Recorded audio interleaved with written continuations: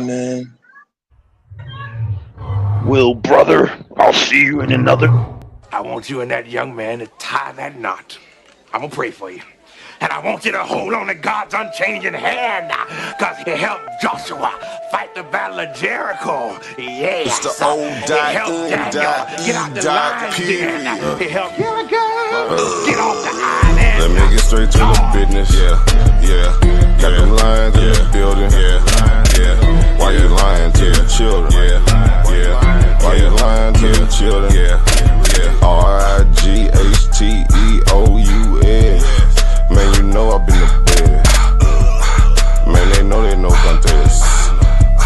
Yahuwah, he do the bless. We will not see you tomorrow. Cause you cannot go to thought. All the sons and all the daughters. Standing hard with big manodas. But my son, he made me Taurus.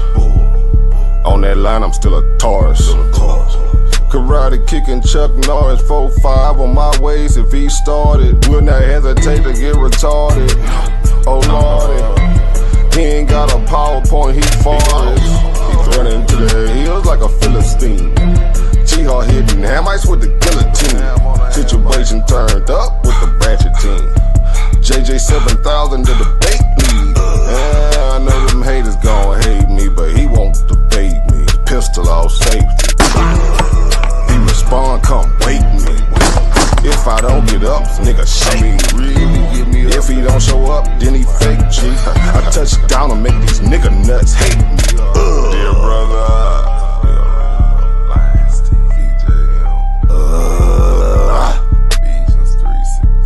Ballin' and crawling all the way from H-Time. Let me get straight to the business. Man, them lions in the building. Why you lying to them children? Why you lying to them children? You gon' cry, you gon' get it. Me, I'm like a frog, nigga, ribbit. Of course, it's in the spirit. I just got the Porsche, she can steer it. Michael got the Rorschach and Willie. Lamborghini doors, you better not spill it. Mama's high, say I'm more than just a villain. Mama's cry, arms open wide for her children. Suicide, immortalized as the realest, yeah. Death by cop, black suicide.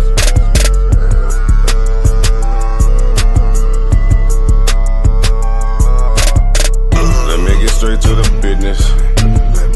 Got them lions in the building. Why you lying to them children? Yeah. Why you lying to them children? Yeah. RIGHTEOUS. Man, you know I been there. Man, they know they no contest. Yahuwah, he get it. Wow, what's that? Why didn't take it over? Number one debate league, you heard me? When it's up, it's stuck. I'm stepping on everything, nigga. Metaphorically, of course.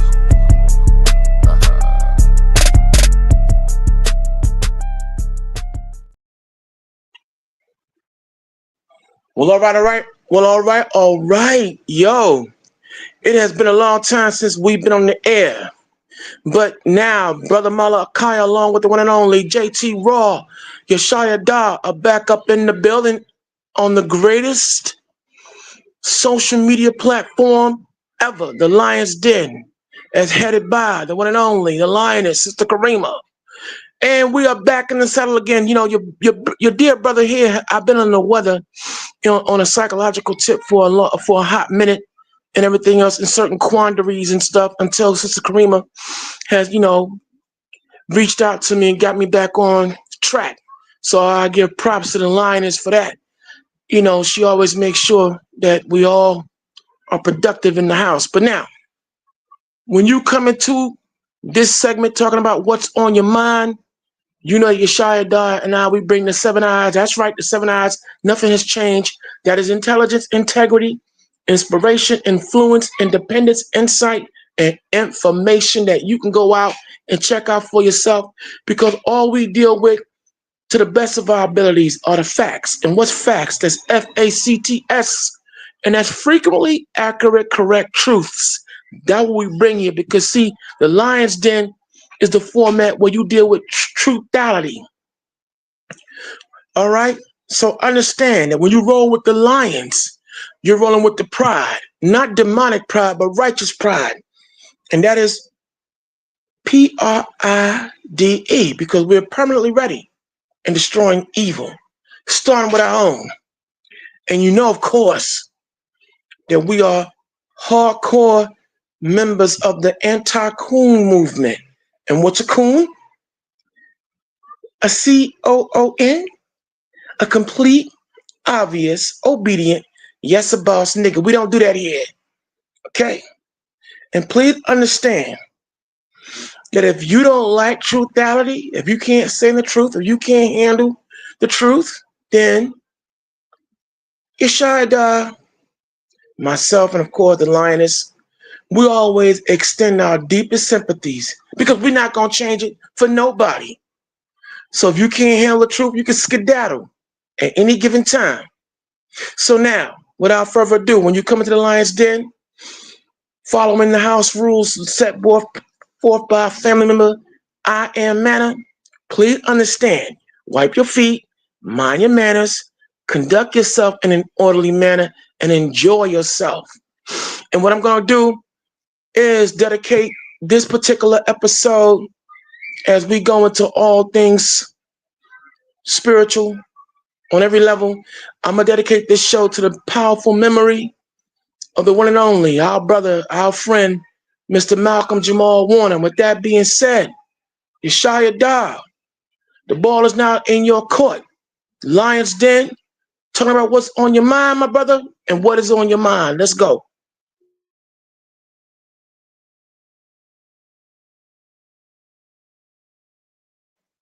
Okay, I repeat. He fell off. And after a perfect Passover, anyway, I can monologue real good, so I can do it. I'll do it myself. First off, what we're gonna talk about today, I want to actually go into talking about Malcolm Jamal Warner. Okay, our dear brother and our friend, we all grew up knowing as the one and only Mr. Theodore Huxtable, or Theo Huxtable. Okay, son of, Heathcliff Huxtable on the Cosby Show. As I sit here and I ponder the fact that death is a reality. It's a painful reality, but still it's a reality. But still, with this young man, with him passing, at 54 years of age and allegedly passing because of a riptide and him drowning, it's very surreal. It's very humbling.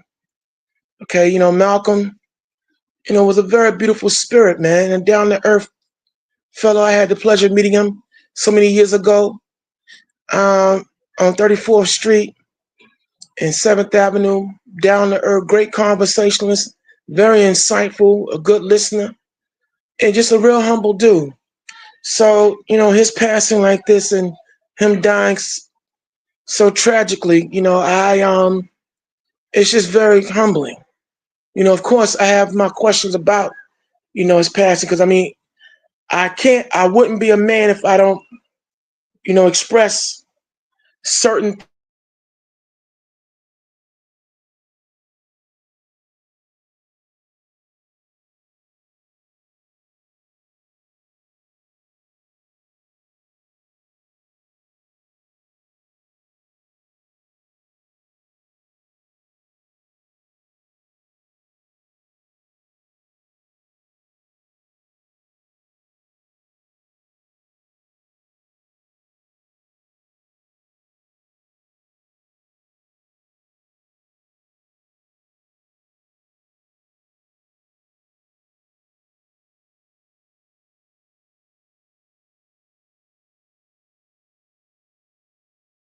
about that. I got dropped momentarily. I'm sorry about that. I'm back.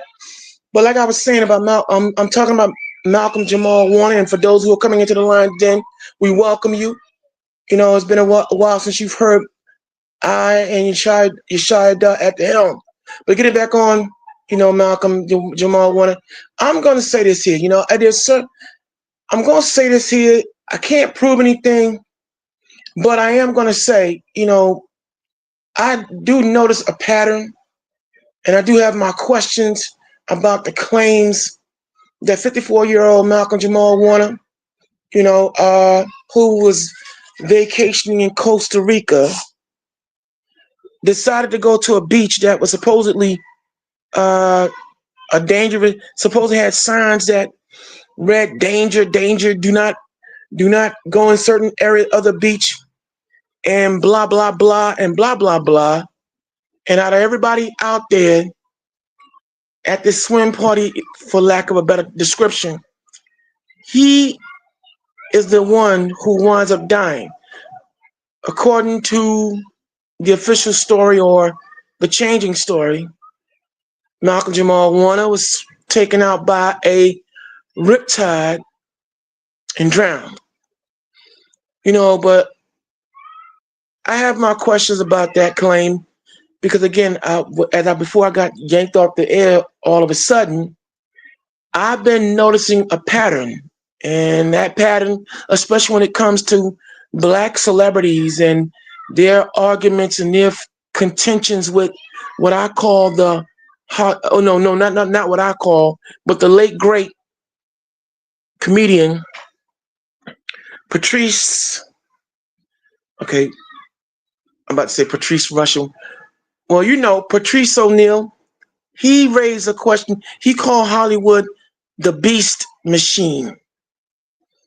And so I'm gonna say I've been noticing a pattern, especially when it comes to Black celebrities, that as soon as they go against this machine, as soon as they rage against this machine, as it's being divulged, Malcolm Jamal Warner is rumored that he had a court case. He had a case against Hollywood in reference to back monies owed to him, by way of the Cosby Show. When our dear brother and elder, Mr. William Cosby, was caught up in, all that sexual crap.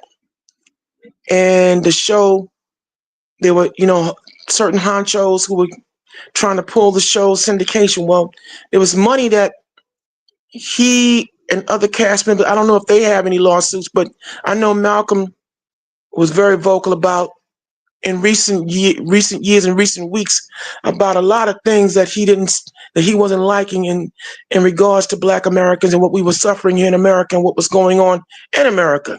He was very vocal and very, direct about certain things he was seeing. And then we now see with this alleged court case, he now came down with a severe case of death. And I said, I can't prove anything, but I'm just noticing a pattern because, again, Malcolm Jamal Warner is one of many Black celebrities. If they weren't caught up in a sexual rape case and sent to prison, they came down with a severe case of death. We've seen over the years people who were very vocal: Michael Jackson, Prince Charles Nelson, better known stage-wise, Prince, late musician Kashif, and I'll throw in other David Bowie, Charlie Murphy, Afeni Shakur, mother Tupac Shakur. The list goes on. The late Bernard McCullough, better known as Bernie Mac.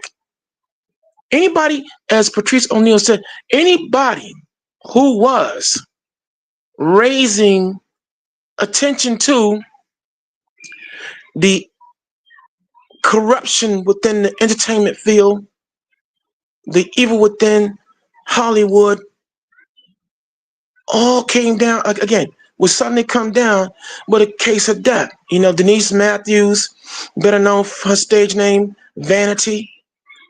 All right, like I said, I can't prove anything, but it's just very, it just strikes me as, odd that suddenly Malcolm is gone after he was making public appearances talking about the color of Christ the lies being taught that have been taught about black people here in America. Like I said, he was saying all the right things as a man, as an observant man, okay, and then he's gone. No, it's no different than when you had basketball superstar and legend Kobe Bryant. He was going up against big pharmaceutical companies that had misused his brand, Black Mamba. He was on the verge of receiving a multi-million-dollar court settlement, and there were other ventures and other people he was going after legally. And according to the official story, on the fateful day of January 26th, 2021, Kobe Bryant went up in a helicopter with his daughter and 13 other passengers in zero visibility, and a pilot with 10,000 hours logged in of flight experience. His helicopter suddenly crashed with wreckage about a mile, spread out about a mile. And but anyone who knows anything about crashes, when most planes and helicopter aerial crash from an aerial standpoint, they don't have wreckage a mile. Typically, when you have that, when that goes down, that's something that's been shot down. But again, I can't prove anything. I'm just making a point. Kobe Bryant had a major lawsuit, basically won, and he wound up dead. I'm just saying it's a pattern. I can't prove anything, but I can't what I'm going to do is I'm going to put this vibration out there for you all to start thinking. Even when we were little, we had Jimi Hendrix, Otis Redding, Sam Cooke, who all talked about black distributorship, ownership, having things under our control. They all got met with sudden deaths, unfortunate deaths. Sam Cooke was shot and murdered. You had Otis Redding, a plane that he had been using for a hot while for his tours, suddenly had malfunctions and crashed into a lake. And, everyone on board froze to death, drowned. All right.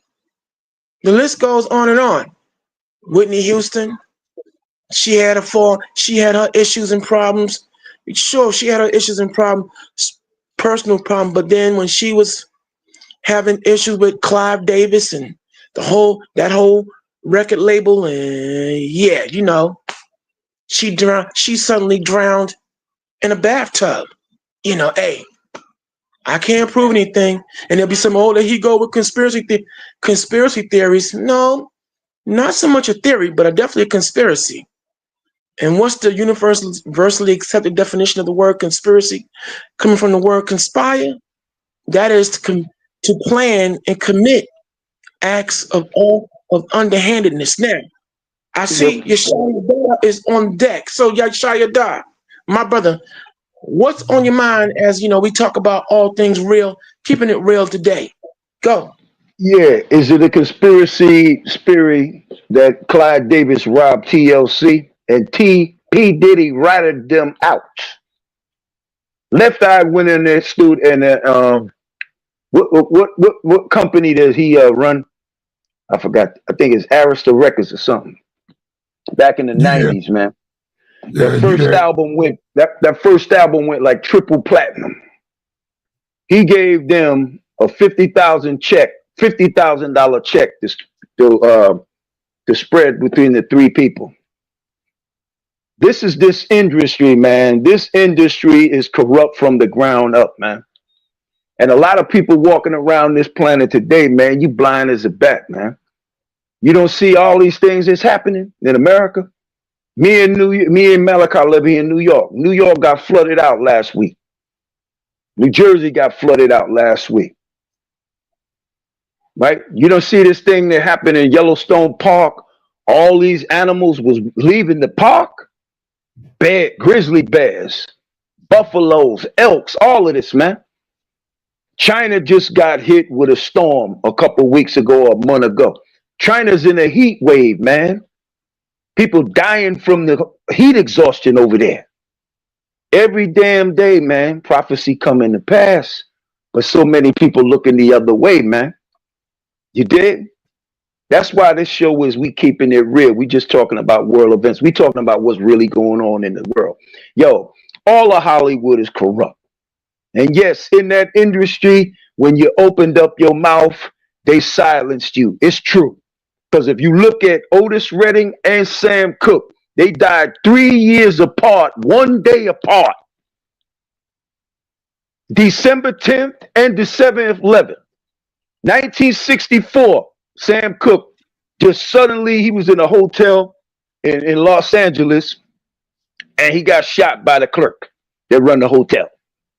But Etta James said, you could see that that man was beaten like with a stick or a baseball bat, man, because his face was real puffed. Okay? Then 3 years later, in the same month of December, 1 day apart, I think Sam Cooke died December 11th of 1964, and Otis died December 10th of 1967. It's either one of them days between the two, but it's 1 day apart. They were killed 3 years apart. That ain't no conspiracy theory, man. See, James Brown and Otis Redding wanted to get together, and they wanted to do their own thing, black ownership, or they masters and all of that. And when James seen that Sam Cooke, they got Otis Redding, James backed off. That's the story I heard. Okay. When Jimi Hendrix wanted to do his own thing, Jimi Hendrix said, I don't want to be signing no contract, man. I just want to be able to move freely where I want to go. And Jimi Hendrix on the secret tip was funding black movements in this country. And the cracker didn't want that to go down either. See what I'm saying? See, this is what I get pissed off with being in this country here, is that you don't respect what my people have done for you. You know what I mean? You don't respect what my people have given you. And you never compensated our people in this country for nothing. But the only thing you have given us is more pain stacked on more pain. You dig what I'm saying? I just read and found out that the Holocaust, the people in the Holocaust, Germany gave them $89 billion. And the Japanese was comping here in America $1,600,000,000. You know what we got? Zero. And then you wonder why, when you see things of this magnitude hit this country, you wonder why it's happened. Well, stay tuned, because a lot more is on the way. Now we have also with us now. It looks like Apostle Zaquan. Is that right? Yeah, that's me, brother. Shalom. Shalom, shalom. And what's on your mind, brother Apostle? Shalom. You know, you was talking about Whitney, so I guess I'll start there. That night that Whitney was dying in our hotel room, supposedly drowning in her bathtub, they were having a party for her downstairs in the same hotel. They were celebrating her while she's upstairs in the room dying. They downstairs celebrating. Isn't that odd? A year later, her daughter is dead under the same circumstances. Although it took 6 months for them finally to pull the plug, but in all intents and purposes, she was dead 1 year later under the same circumstance in a hotel in a tub. Malcolm Jamal Warner was reported dead this weekend past while on vacation with his family. Malcolm Jamal Warner is one of the greatest voices that they have in California, in Hollywood today, speaking out about the treatment of Black people, of Black men, the degradation of the Black man, always trying to put him in a dress, always trying to put him in a role of a drug addict. As great an actor Denzel Washington is, you know what performance they gave him an Academy Award for? A bad guy. Of all the movies that this brother has made,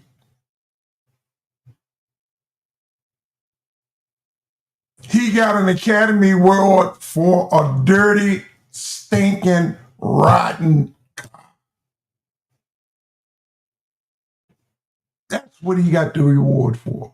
He was nominated for Glory, but he didn't get it. He won for Glory, best supporting actor, 1990. Yes, he did. He won? Yeah, he won. Okay. He should have. Yeah, can I say this? He should have won for the damn hurricane that came out in 1999, and they gave that damn award to Kevin Spacey for some stinking ass, dumb ass movie. They gave him the award. I was angry as hell, man. Denzel played that part, man. He should have won 2 Oscars for that part. Yeah. The Hurricane, about Reuben Hurricane Carter. He lost in 2000. Go ahead. Yeah. But hey, so what we got now? Where we at? What's going on? They just opened up the Grand Canyons in Arizona. They found a civilization in the Grand Canyon, over 400 feet deep, that can house over 30,000 people that's 50,000 years old, they say. It's older than what they say there's anybody supposed to be here. And they can't figure out how they built the structure that's built underground. Same thing in Ohio. It was announced this week. The same thing. How they move those heavy stones 500 miles from the quarry down south, all the way up to Ohio, where they put pyramids inside. Got Egyptian hieroglyphs. Looked like the place came right out of Egypt. And they all wondering who did this. Where did it come from? This go against everything that they've been teaching. Well, they put the James Webb telescope in outer space, and that's telling them that they don't know nothing about all these years they've been talking about. It is discrediting everything to the point they don't even know what to begin to talk about. There's some fact that there's some movement that they don't understand that's being moved towards this direction in space. All hell is going to start panicking. I think I made my move right on time. I think I made my move right on time. Yeah. And you know what, brother Apostle, I'm gonna agree with you, but and getting back, but and land backing off what you just laid out. See, here's what's happening out there, and what in Lions Den land for all y'all who are now coming into the show and tuning in. Bottom line, we may have our differences of beliefs and everything else, but the bottom line is, how about this? Look, Well, if you believe in the Bible or not, and we're not here to force it on no one, we're not going to force this on no one. We don't give no sermons. What we going to say is this here. The reality of who we are as a people, the reality of who we are in this world, the truth about the Lord, the truth about Christ, the truth about everything, as Malcolm X said, is now in full effect. If you choose not to see it, you choose to be blind, you choose to want to go and pursue other things, then you go right on ahead. That's your business. That's your right. But the bottom line, with all these deaths and murders that are being committed, now we're seeing now a divine hand coming into play. I don't know if any of y'all been paying attention, but in Ohio, Tennessee, Philadelphia, and let me say, Colorado, there's been now a rash and a spate of police officers getting shot at, banged on, and stomped out. You know why? I'm going to tell you why. Anybody out here listening, let me make this clear. We here on the Lions Den, we're not anti-police. We're not anti-law enforcement. We're not anti-anything when it's done in righteousness. But we're not dealing with a righteous government. Anti-corruption. We're not dealing with a righteous government, and we're not dealing with righteous policing. Well, we're not going to sit up here and pretend to not see. Since the inception of American law enforcement, all we've been surrounded by and subjected to are a bunch of domestic terrorists, Gestapo Nazis, disguised as police officers. All these shooting and killings of unarmed black men, women, and children, and then yet they have all this restraint when it comes to white people, whenever it comes or anyone else, but most notably white people. They have all this restraint. Quick. Hold on, let me just finish up, man.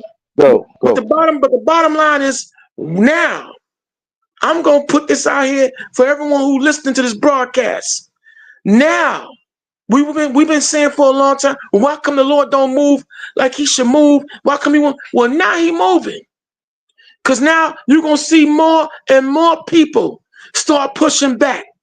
All this killing of black people, putting your knee on somebody's neck and murder, all that's gonna stop now. See, if nobody else ain't gonna tell you what's happening, we gonna tell you whether you believe it or not. But every aspect of law enforcement out here, in the immortal words of Miss Seeley from The Color Purple, until you do right by us, the American government, until you do right by we the children of Israel, until you do right by us, everything you put your hand to now is gonna turn to dust. It's just that simple. But you're not gonna do right. We understand that you're gonna harden your heart. That's fine.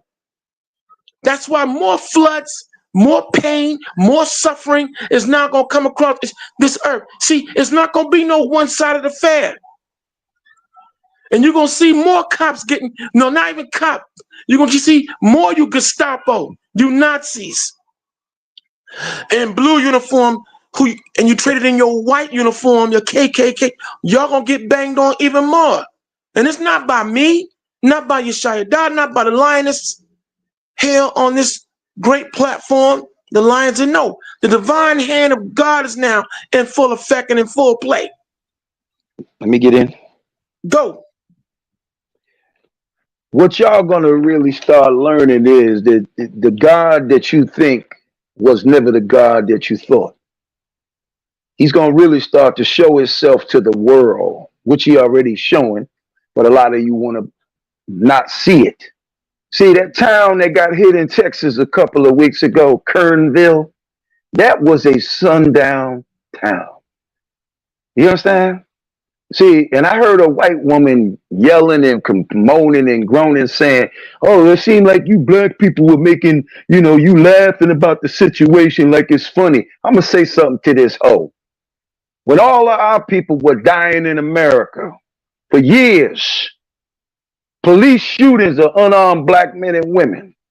When your red ass says something about that, I don't control whether you live or whether you going.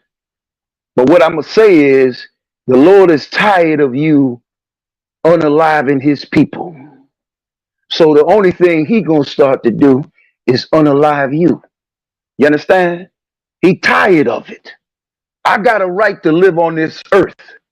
Just like we all three on here, we got a right to live on this earth. You understand? This earth belongs to him. The planets in the solar system belong to him. The air we breathe belong to him. None of you bought any of it. You understand?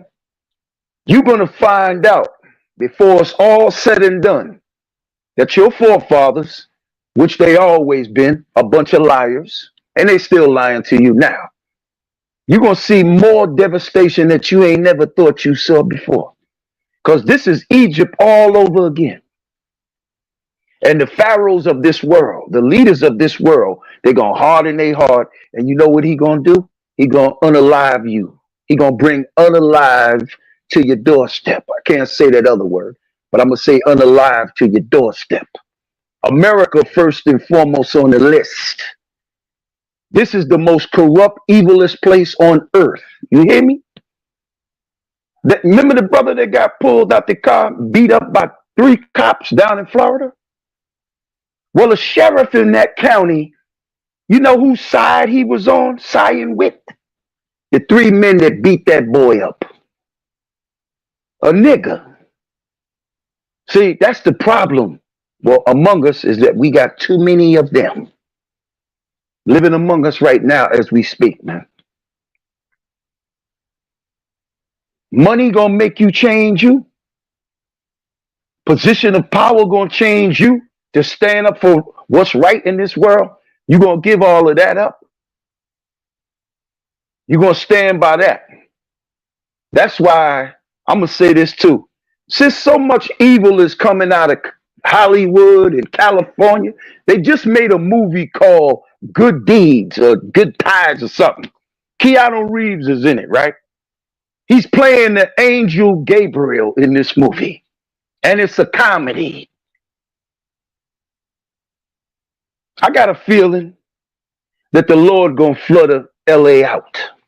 I ain't saying when, but I got a feeling. I just got that feeling that he gonna flood LA out. Hollywood out. You know why? Because all of you gonna have to shut down all the movie studios in California, TV studios. If he do this, and I got a feeling that he will do it. If he make it rain in California for 3 or 4 days, man, y'all are done. They're gonna be nothing but mudslides, floods, and you got this immigration protesting going on right now. That's a big problem. What if a natural disaster like that come? What you gonna do then? Because I got a feeling that he gonna do something like that. We'll see when. I'm not predicting nothing. I just said I got a feeling. See, I want him to do things that's one more. I want him to do things that's gonna shake up the world. You understand? This thing going on in Israel right now. Either party. Neither one of you got no parts or no heritage to that land. All right? Whether you calling yourself Palestinian or Israeli, neither one of you got no real ties to the land. And one more. And I'm asking the whole planet Earth and people on this planet that read the Bible, why are you not picking up on anything? These people that are in that land right now don't fit no description of prophecy of these scriptures but one. The synagogue of you know what. That's it. That's the prophecy they fit. But as far as the people of the Most High, they don't fit the description. Point blank, period. They were given that damn land. What's the last one? They was given that goddamn land by agreement that was called the Balfour Agreement that came up in 1947 and it was signed in 1948. The same year the United Nations was created, in 1948. You know who signed that agreement? The Rothschilds. I'm going to say their name. Because it's a fact. I heard the man say it. They signed that agreement and put these people in the land of Israel in 1948. And I'm gonna say one more. This is it. I'll let you get in. Sorry about that. If they are the people of this book, why have not 77 years they have not brought no peace to the earth? I want to know that. Explain to me why you have not brought peace to the earth, and you the people of the Bible. I'll leave it at that. Hey, Brother Apostle, you have anything on your mind on that issue? Yeah, I got something I want to read real quick in the book of Nahum, chapter 2.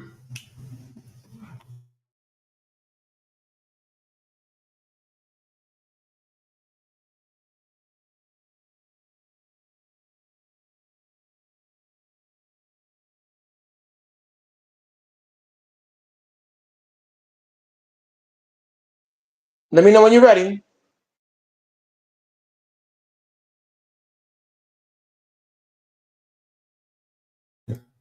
Yeah, I'm ready.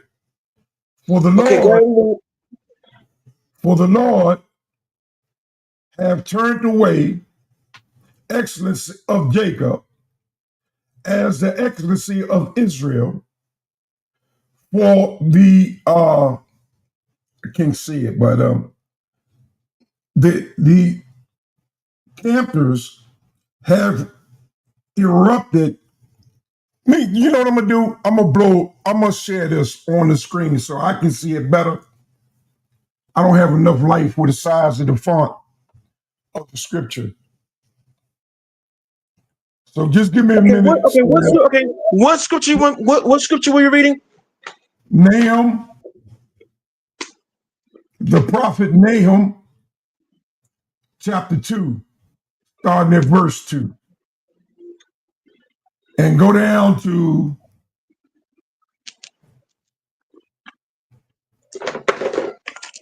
verse 5. All right, hold on. Oh, verse 6. Yeah, that verse 6 should cover it. Salaki, my apologies here, man. It's okay. Yeah, this font is too small. I can't read it. It's all right. I got you. Hold on. We got you.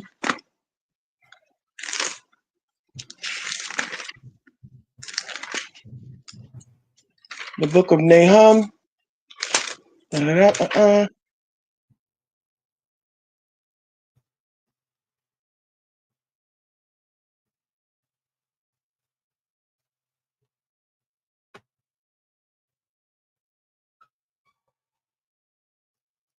Mother, I don't believe this. Oh, wow.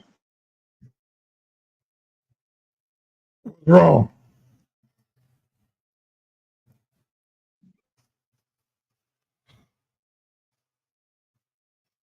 He's gone out.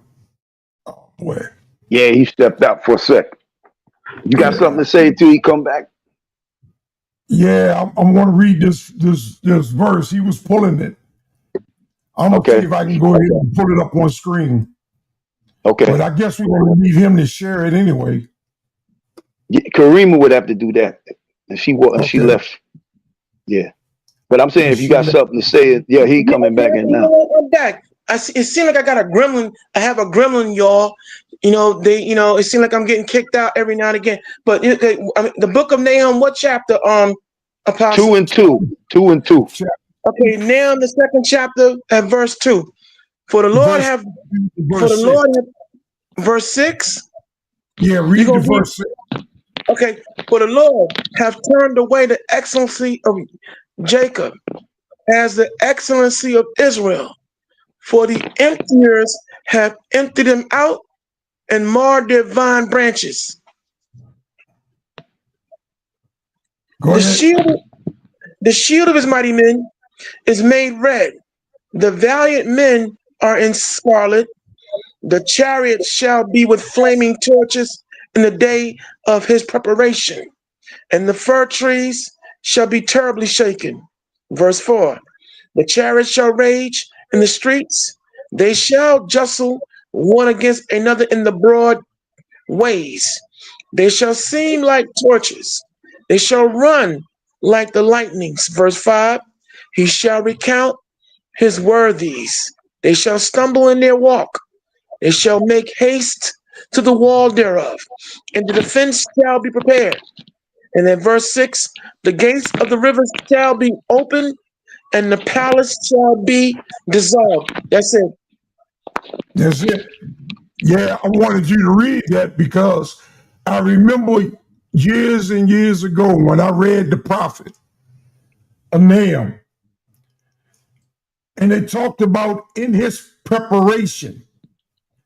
The word preparation means in the day of his preparing. Every Friday is a preparation day of the Sabbath. So what are we doing on Friday? We're preparing ourselves for the Sabbath that's on his eve. So it's saying on the day of his preparation, these signs shall be going on. Now, if I can't see vehicles tussling one against another any greater than I can see it today, you tell me about it. If I can't see a vehicle with fire shooting out his backside, going up in the air, greater than anything I can see today, well, you tell me about where are we in this particular prophecy and the greatness of Jacob. They don't understand what they've done. They shall cry peace and sudden destruction. Oh, I can see it. I don't know, JT, I don't know about you, whether you making any predictions or not, but I'm going to tell you, we are closer today than we ever was. No, I'm gonna say this too. The reason why I say I didn't predict nothing. I said I got a feeling because all of this blasphemies are coming out of Hollywood, right?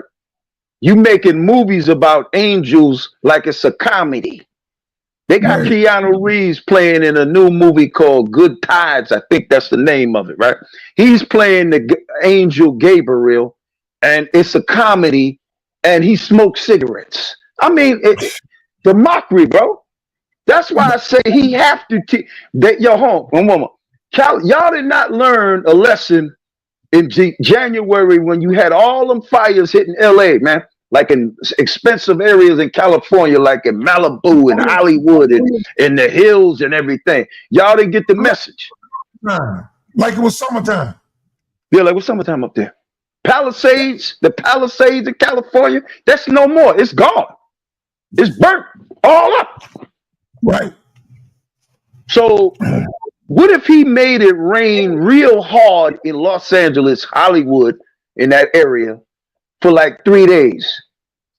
You know how bad that would be? Man. You understand what I'm saying? That all of the movie studios and TV studios would have to shut down. They'd be flooded. Camera equipment would be destroyed and all of that. Go ahead, man. What if he flipped the boundaries of the earth? Yeah. He got warm all of a sudden in Antarctica. Mm-hmm. All of a sudden in Antarctica, it just got warm. The glaciers are melting. The sea level started to rise. Yeah. It won't even take a tsunami. What if we wake up one? Can I say this quick, and I'll let you get back. What if we wake up one summer day, and it's 19 degrees outside, freezing cold? He could do that. Yeah, he can. If he made the sunset still for 3 hours, give Joshua the victory. There's nothing that my God can't do. There's people that have been saying. On that note, I gotta say this here. Look, ever since we had the solar eclipse that took place in and around March, and even before that, when you had Catwood, you had Cat mean this year or last year? No, this the one that took place this year, early this year in March. See, we gotta go back. Pay it like the Most High said. pay attention to the heavens and the signs and the wonders that you're going to be seeing. But Cat Williams, but I'm going to quote Cat Williams because Cat Williams said it best. 2024 going to 2025 and on, everything that's been hidden is now going to be revealed. And the bottom line is, look, as y'all tune into this episode, we are talking about Malcolm Jamal Warner. We're talking about all things social, political. We're talking about, and I dedicate this show to the memory of the late, great Mr. Malcolm Jamal Warner, the spirit we once knew as Malcolm Jamal Warner, as we move on. But the bottom line is, look, we here on this show, like I said, we have our differences in respects to who exactly are the 12 tribes of Israel, who aren't. So, but one thing we're going to agree on, one thing we can agree on, the one true God, although he can't come fast enough, even if it means me having to die myself, he can't come fast enough and bring this place to its damn knees. I'm sick of it. And on that note, since you brought up Israel, Yeshua, I want to bring up and get at the 2819 church. This goes out to Philip Anthony Michael, minister, or should I say, Senator Philip Anthony Michael, better known as Pam. Bruh, yo, I'm past tired of you, your congregation, and anybody else now with this whole ridiculous notion that Christ wasn't a black man. See, I'm peeping. You talked about blasphemy, right, Yeshua? Well, you got this dude down here. He dark as the ace of spades. A deep, beautiful, dark, chocolate brown brother himself. And I'll say it that way. And this fool is going around with other people out here talking about, well, when the book of Revelations talks about Christ and the color, it's not talking about his color. He talking about Christ wasn't a black man. He was a ethnic Jew. Man, what the? Bro, what are you talking about? Whoa, wait. Let me jump. Can I say this? The scriptures say the hair on his head, nigga. The hair on his head, nigga. It's talking about with a body, you dumb fool. Brother. Yeshua, I don't mean to be. Man, all right. Hold up. All right. Don't cut me off. Just pretend y'all didn't hear that. Let me have some fun. We're in prime time. The hair on his head was like the pure wool. The hair on his head was like the pure wool. What is this fool talking about? Go ahead, man. You're jumping ahead. Here's my question. Now, for the longest time, the image of Christ being white, nobody asked a question. Nobody said it was all good. No one said it was symbolic. It was absolutely accepted as the literal image of Christ. But as Malcolm Jamal Warner said, and we're saying, but now when we open the Bible, and before Malcolm Jamal Warner, we had Michael Evans, portrayed by Mr. Ralph Carter on Good Times 50 years ago. Was saying, Mama, open the Bible. That's not Jesus. In the Bible, he had hair that was white like wool, and his skin was black. And now you have black people, and we have this Philip Anthony Michael of the 2819 church based out of Atlanta, Georgia. Christ was not a black man. He was an ethnic Jew. What is hold on. What the freak is an ethnic Jew? Break that down. Now here it is. Ethnic Jew is the true Jew. That's what an ethnic Jew is. But let me add but Christ is an Israelite. Now he hails from Moses on down. Now Moses, they said, passed as an Egyptian. Now, what color were the ancient Egyptians? I'm not talking about these Arabs and Greek babies that are over there now. You know exactly what you're talking about. Now, what color were they? As niggers. Now,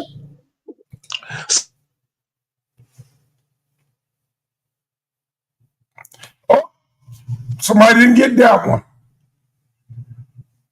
Did you hear me, JT? Yeah, see, yeah. He froze. Was that He'll be back. Acts chapter 10 or 11? What did I say? No, I was reading. I wanted Revelations 1:1, and then 14 and 15. Yeah, I just wanted to show where the apostles were called niggers. Oh, that's it, Acts 13 and 1. Acts 13 and 1. Yeah, Yeah, but it was called. before y'all read this, before y'all read the scriptures, I was on a Yeah, you you know, want on a rant, right? Let me just finish up. But now, before I go any further, look, I don't know who the gremlin is out there. I don't know who it is. Would you stop interfering with me, please, and kicking me out? Stop. We know who it is. Moving on. But get back on this Philip Anthony Michael and all black people who and his congregation and anyone else.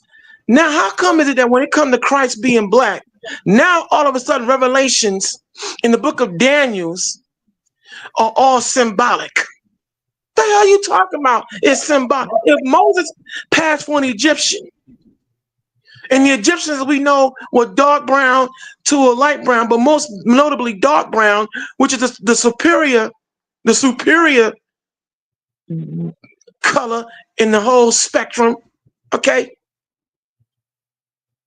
How when we get to Christ and John describing him with white woolly hair, red tinged eyes, and dark skin, that's not a literal description of what Christ looked like. Now it's symbolic. But when we had the image of Caesar Borgia, that white image, and that's another thing I'm peeping with you, Philip Anthony Michael, minister or sinister. You denying Christ as being black, but you're not saying he wasn't white though. I'm peeping that. I'm peeping everything you doing, and you and your congregation are of hell. Anybody else talking about Christ's color don't matter now. Anyone saying that now, you are of hell. Some of you might say, well, why does it matter? Hold on. Why does the color of Christ matter? Well, didn't someone lie about what he looked like? Can I say something? Haven't we been lied to? Because in the book of St. John 7:38 Christ said that he that believeth on me, as the scripture have said. So now when it comes down to a description and what he looked like from a composite standpoint, white woolly hair, dark skin, Yep. Mm-hmm. red tint. See, that image got wiped out here in America. Yep. And we Let me say something. we gotta replace hold on, a replacement right. But now you got Philip, when you have a church full of black people want to tell us now that, oh, he wasn't black, he was an ethnic Jew. And you Israelites and your false philosophies will not be accepted. Yo, Philip Anthony Michael, we don't need your validation, bro. Check this out. We don't need yours. We don't need the American government. We don't need nobody's validation. But you know what? All you step and fetch it, all you coons, all you white disease having, I'm gonna call like Malcolm X, white disease. All y'all got to go, man. Seriously. There's nothing else to be said. Number one, can I say something? Then I'll let Apostle jump in. Number one, check it out. You know why it matters? Because when you find out the truth, you can worship your God the way you're supposed to worship your God. You understand? In spirit and truth. You get it? Now, when you worship that image, you are worshiping your oppressor. Do you understand? These people have oppressed us as a people. Now you're gonna tell me what he looked like don't matter? He's a man of true righteousness and justice. How can something that looked like this, that oppressed me, bring justice to me in my life? You explain that. These are the people that destroyed us on every level known to man. So how the hell you gonna tell me that that image is gonna come to this earth and give me peace from the same image that don't never gave me no peace? Explain.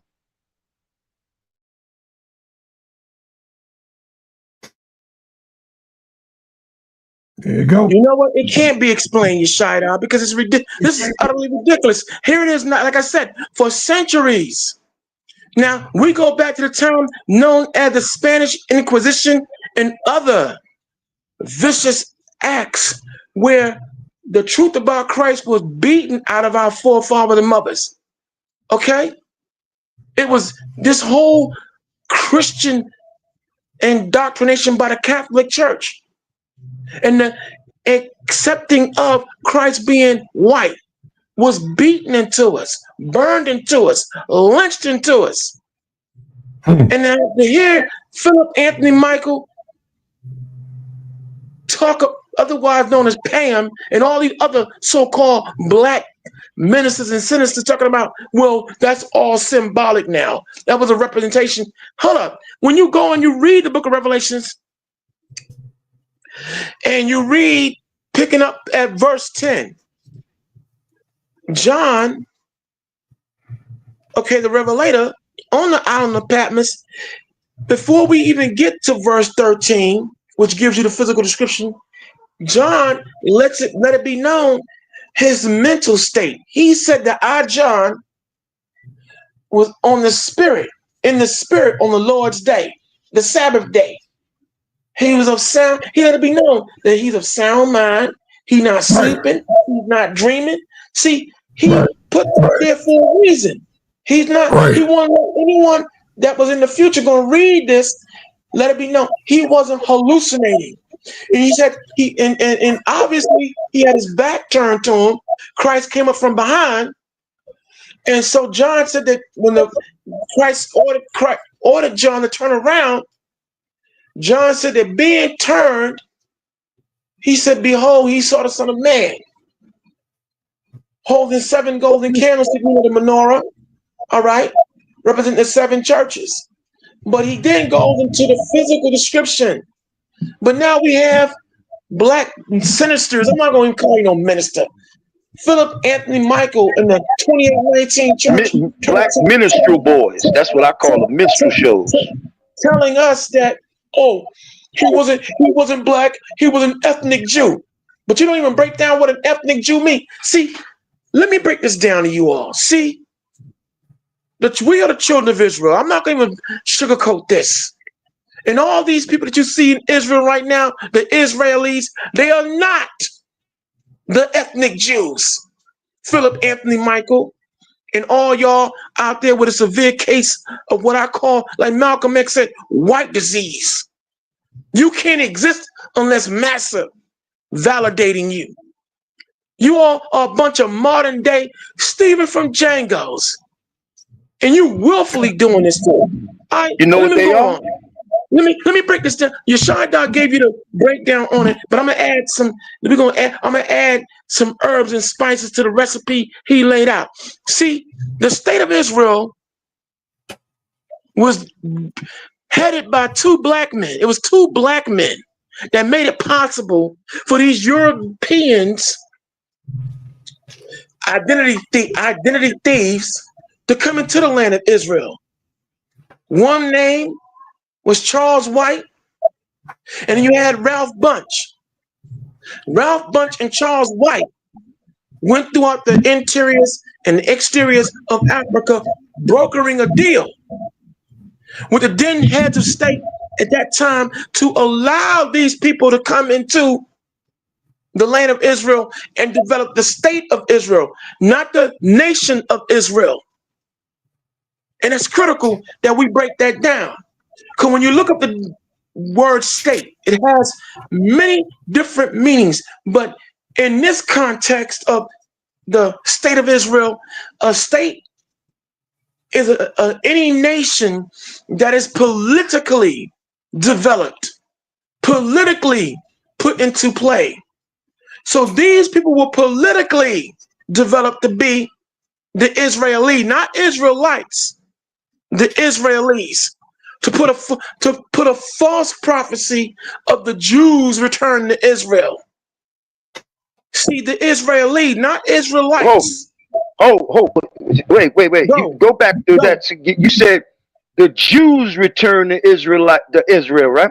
Well, where are the other 11 families that should be returning to the land of Israel? Where's Benjamin at? Where's Gad at? Where's Levi at? All the way down to Issachar. They should have been came in the land of Israel in 1948. They all should have got there. All should have been in the land in 1948. Why is only one tribe considered to be in the land of Israel now? And you call this the state of Israel. You don't say it's the nation. You call it the state. Right? Now I'm gonna ask you a question. Are you a Israel? Are you a Jew by birth, meaning from the tribe of Judah, meaning born of the tribe of Judah? Are you a convert to Judaism? Which are you? You are a convert to Judaism because you never say that you are born a Israelite or born a Jew. You are a Jew by religion. So you're not part of the people then. Because we were not born, we were born of the families of Israel, the tribe of Judah, the tribe of Benjamin, all the way down to Issachar. We didn't have to convert to nothing. We were chosen. We were actually born from the man, Jacob, whose name was changed to Israel. He had 12 sons. Right, he had 12 sons. And we descend from those 12 sons. You dig? Good. That's who the hell they are. Esau, Edom. That's who they are. Exactly. Yo, listen. Let's be real, man. It's always been about us. Right. That's why you created this eugenics BS back in the 1920s or 30s by some sick broad named Margaret Sanger, who's beloved by Hillary Clinton. She loves her. And a distant relative of little Billy Gates.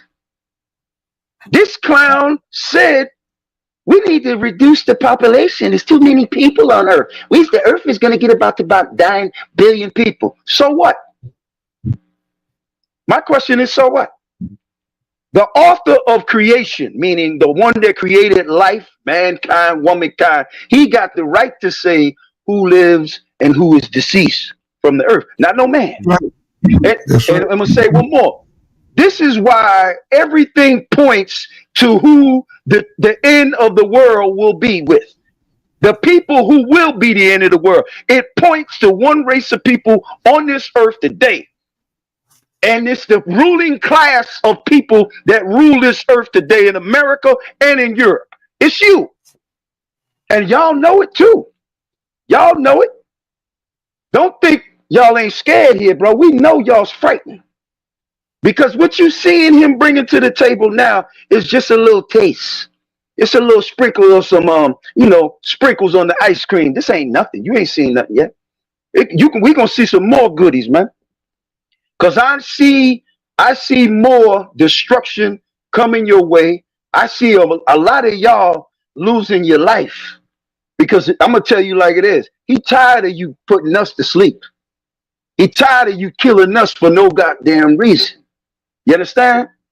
You people have no soul in you.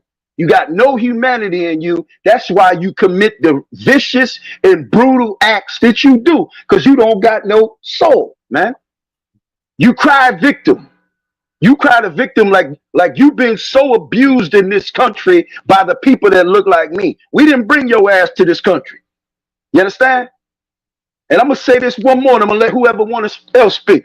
You got the damn nerve. You people in this country that look like you red people in this country, you got some balls, man, to talk out your mouth the way you do and say black people are lazy. I'm gonna break this down to you. You know who was lazy? Your ancestors was goddamn lazy.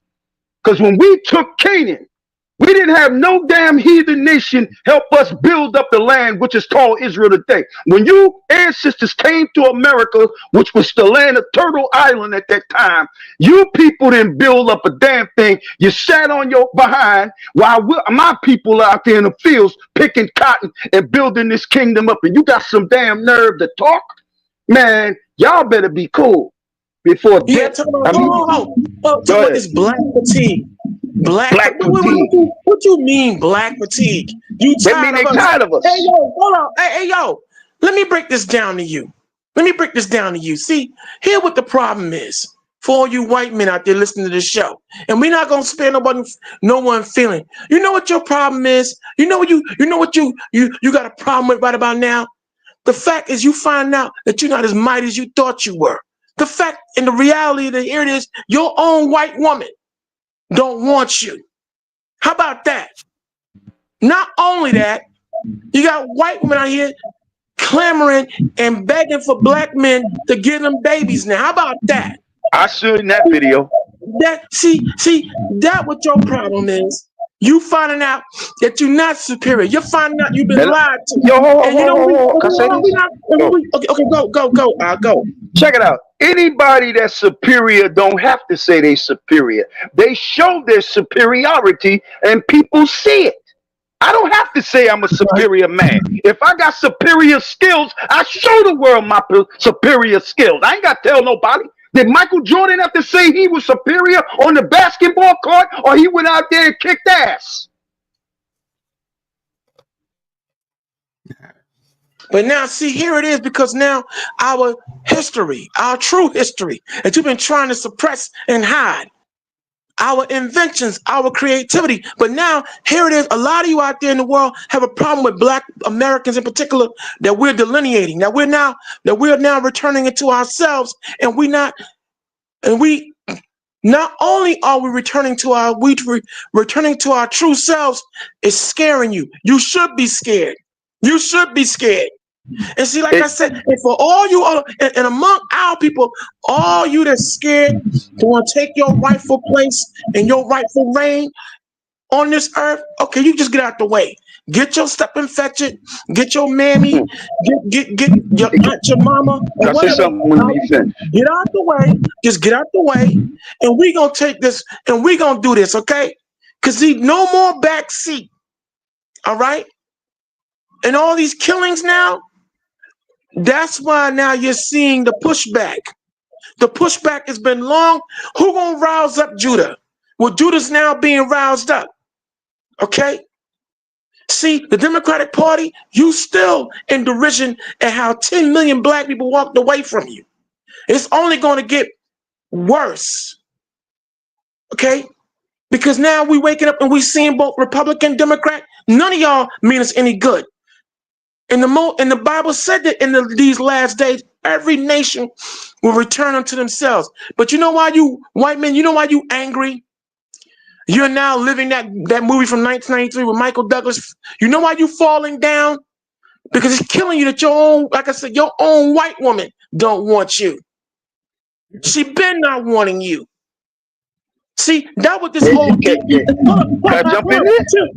Hold on. Let me finish up, man. Let me rock.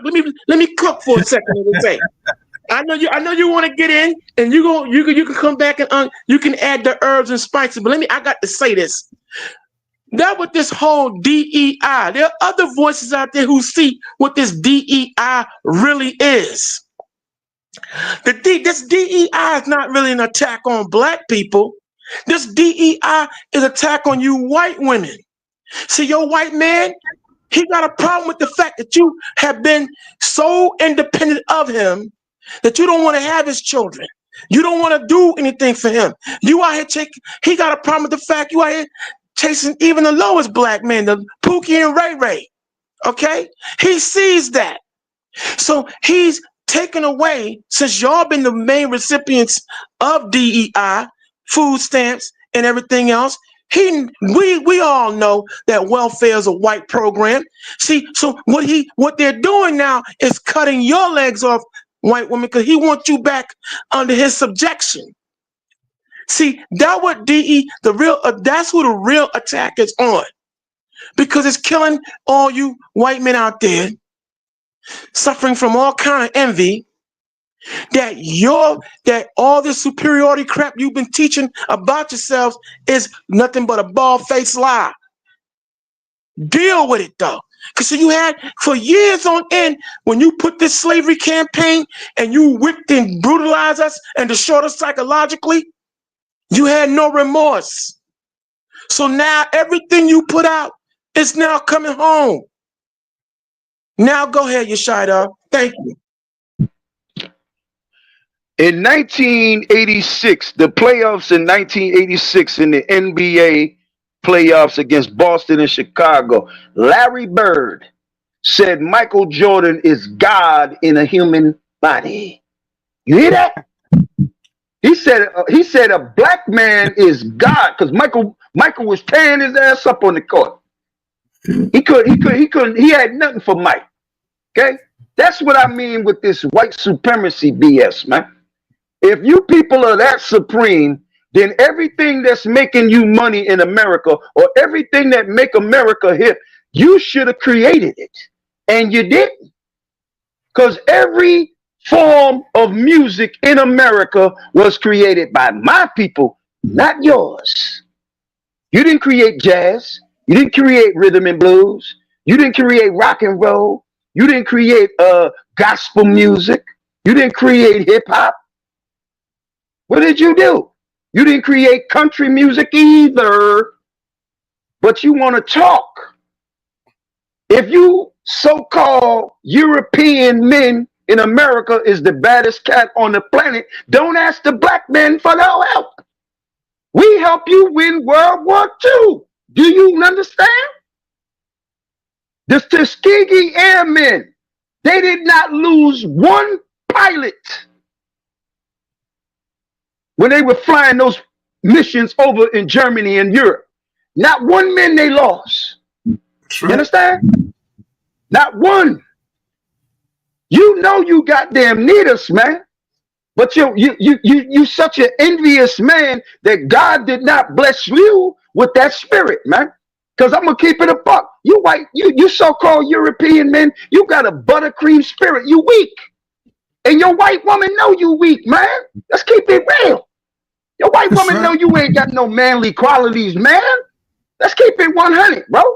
Why would your woman want a brother like me or any of us on here? We ain't got no power. We ain't got no money, no prestige or nothing. You know what we got? We got something that you don't got. That's a soul, bro. You ain't got none. Donald Trump, with all the money in the world, he could get any woman he wants. But I could, you know what helped me get women? My rap, my swagger. I know brothers that ain't got no power in this world. And they bagging some of the baddest honeys on earth because they swag is too strong. You feel me? And you ain't got it. And I'm going to keep it a buck. The reason why I know God can't be you, because you are soft and weak, bro. The Most High tell you in the book, man, I'm rough, I'm hard. I bring the fire, I bring the pain. I don't play. You don't come with that. Everything that's wrong in this country, if the finger gonna be pointed to you. When you look at the most domestic violence cases in America, it's you. When you look at the child perverts in this country, it's you. But you always want to paint the picture like we the bad guy. We the bad guy. You know what I mean? You people are always do something to destroy somebody that ain't done you wrong. And that's a fact. We know that's a fact. That's a fact. You understand? Now that the Lord, one more. Now that the Lord is smacking you in your mouth, which is long overdue, you crying the blues. Because I'm going to keep it a buck. Everything got an expiration date on it, bro. Like my life and everybody here. I was born, I might leave here. So that's the same thing when it comes to power. Kingdoms rise and kingdoms, I don't want to say that word, but you know what I mean. Kingdoms rise and they come down. Okay? So every kingdom that rose came down. The Greeks were the first European, so-called European Caucasian power on earth. They rose, they came down. The Romans was next. They rose, they came down. America comes out of that. Now America slowly coming down. And there ain't a man among you that got any mindset or power that can change it or bring it back to its glory. Make America great again is a dream. Wake up from it.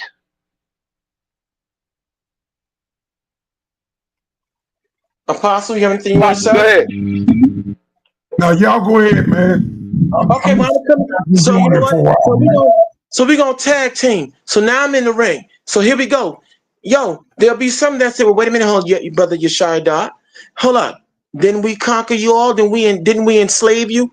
Okay, we're gonna remind you out there. See, what the only reason that you were able to overtake us and it took you 1,000 years to bring us down was because the Lord was against us.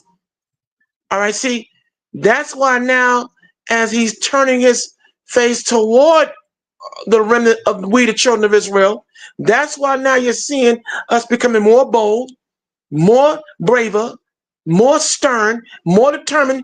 See, you can cut whatever social programs you want to take from us. Go on ahead, take it. Take it. We're going to survive. Bottom line, we've been surviving and we're going to survive. Go ahead, take everything. Bring about the civil war, the race war, and everything else that's going to pop in this country. Go right on ahead. Because now our true spirit and our true manhood is being given back. All the soul, you can kill all you want. It's not going to stop anything.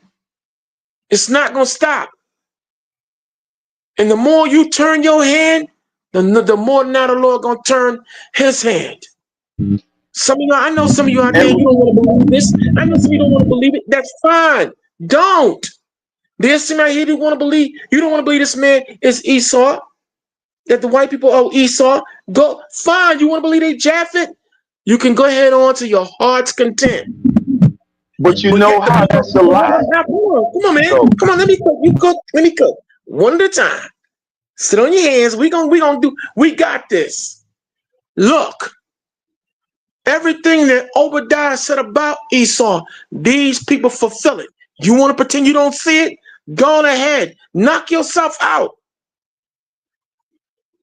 But the bottom line is this here. The Bible tells us that Esau will be the end of the world and Jacob the beginning. That's it. So here we are. So if you want to be blind, go ahead. But we see crystal clear. And that's why we're saying what we're saying now, and we laying everything out in brass tacks terms, and we don't care who feelings get hurt, especially all you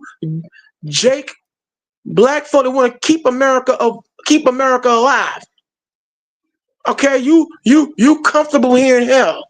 And this goes for Philip Anthony Michael and all you other black sinisters, the Geno Jennings, you know, I'm roll call, Al Sharptongue, all y'all. We're putting all you false, thieving preachers on notice. The God of Israel coming for all y'all too. We're not going to spare nobody here. We crying aloud. We're not going to spare nobody's feelings here. Enough is enough, because some of you black preachers and ministers, you've been a thorn in our side too. And it's time for you to go. And Philip Anthony Michael, you irk me to the highest, bro. And you, people like you, right along with Nathaniel Alaga of Israel United in Cain, and Johanna of ISUCK, all you fakers, I'm tired of all you. And most notably, I'll be damned when the Lord deal with all y'all, however he chooses to deal with you. Because you all a bunch of brute beasts, like the book of Jude said. You're going to come up here for you to get out here, Philip Anthony Michael. I'm on you. I'm on, especially on you. And deny what Christ looked like. Yo. Go ahead. Israelites are rocking with Christians. Is that what you're saying, baby Hebrew? Yeah, you have some of them doing that. You have some of them doing that. That's what I'm saying. But I'm just to deny what Christ looked like. for you to talk about it don't matter. But see, St. John 4:24, I ain't gotta open the Bible. It's ingrained in me. God is a spirit, and they that worship him must worship him in spirit and truth. The truth is what matters on what Christ looked like. Christ said himself, St. John 7:30, he that believeth on me as the Bible have said, including how he looked. The truth is what matters. And yet but all y'all denying that he's black, but you're not saying he's not white though. That's what I can't get. I can't get past that. So we coming for we naming names and we roll calling with no mercy here. Here we don't even tolerate our own evil. When we gonna tolerate yours. So yeah, we saying what need to be said. Some of you look at them, they're racist. No, we're not racist. No, we're not. We are not. First and foremost, break that racist down to the people. I'm getting ready to. See what Yeshaya, Apostle, along with Sister. See, if you ask us if we're nationalist racist, we will unapologetically tell you yes. See, we're nationalist racist. And what is the breakdown of a nationalist racist? This is that individual, male or female, who is proud of their race, proud of their accomplishments, sees the wrongs of their race, and will be the first ones to correct it. So we are nationalist racist. We are not going to let anybody castigate, talk about us, and get away with it. No, you're not going to lie on us. But see, what we are not a bigoted racist. See, we're not bigoted. The word bigot means to what? Have a slanted point of view about every other race on the planet. No, we don't do that here. We're not going to like someone just because they're of another race. We're not bigoted in that format. But what we're not going to do is sit up here and talk about we love everybody from other races who are oppressing us, who are raping us, who are putting their hands to the fire to kill us and murder. We're not going to do that. We're not going to do that here. We have been able to go in any social circle, anywhere in the world, and be able to blend and deal with people amicably and agreeably. But we are not going to apologize about being nationalist racist. In its definition. Also, we are not bigoted racists because, see, we have not deprived anyone from where they can live. They can establish businesses and live their lives. We haven't done that. But you, white America, and all those who have benefited and you're listening to this show, your people have done that. In the area of business and commerce, you came and bombed, flooded, burned, lynched, and destroyed every aspect of everything that we did independent. And then you have the unintimated gall to talk about you people are always begging. What? What? Everything that we put into play here business-wise, you use it for your own development. All you've been are a bunch of parasites. Let's break it down. Then you want to run this whole jive about black on black crime. Okay? Let's break it down though. But when you look at the statistics, as Yeshaya broke down earlier, according to the FBI, let me name a source. The FBI, the CIA, and other branches of law enforcement, when you look at the actual statistics of the biggest serial killers, mass shooters in this country, rapists, and every other kind of deviant, that's y'all. But you want to deflect and project and every other kind of jack you can think of and talk about we are that. No, that's you. And that's why, again, your own white woman don't want you. See, without money, she wouldn't. If you didn't have the money you had, she wouldn't be with you. Like Yeshaya said, some of us out here, we struggle day in and day out, but yet we have women that want to get with us. Why? Because you know what? We have soul. We have competency. Personality. We know how to treat a woman. See, when you hear the word swagger, swagger means to have a dexterity, an integrity, a know-how. Even with us being poor, here we are able to come here and give you this magnificent presentation on this magnificent social media platform that's not even it's not $1 billion platform, but yet the information you get here is priceless. And we give it to you free. And on that note, if you're new here, hit that subscribe button. Hit that like button. It's free. So that's what we mean by swagger. And we understand that. And we appreciate the gifts the good Lord give us, even though at times it might seem like it's worthless, but it's not. So we understand why you are losing your mind throughout the earth. But the Bible said it would be this way. That's why now you're getting kicked out of Mexico. The Mexicans are mad. They said, yo, get up out of our land. El Gringo, get out. That's right. The Chinese are mad. They said, get out.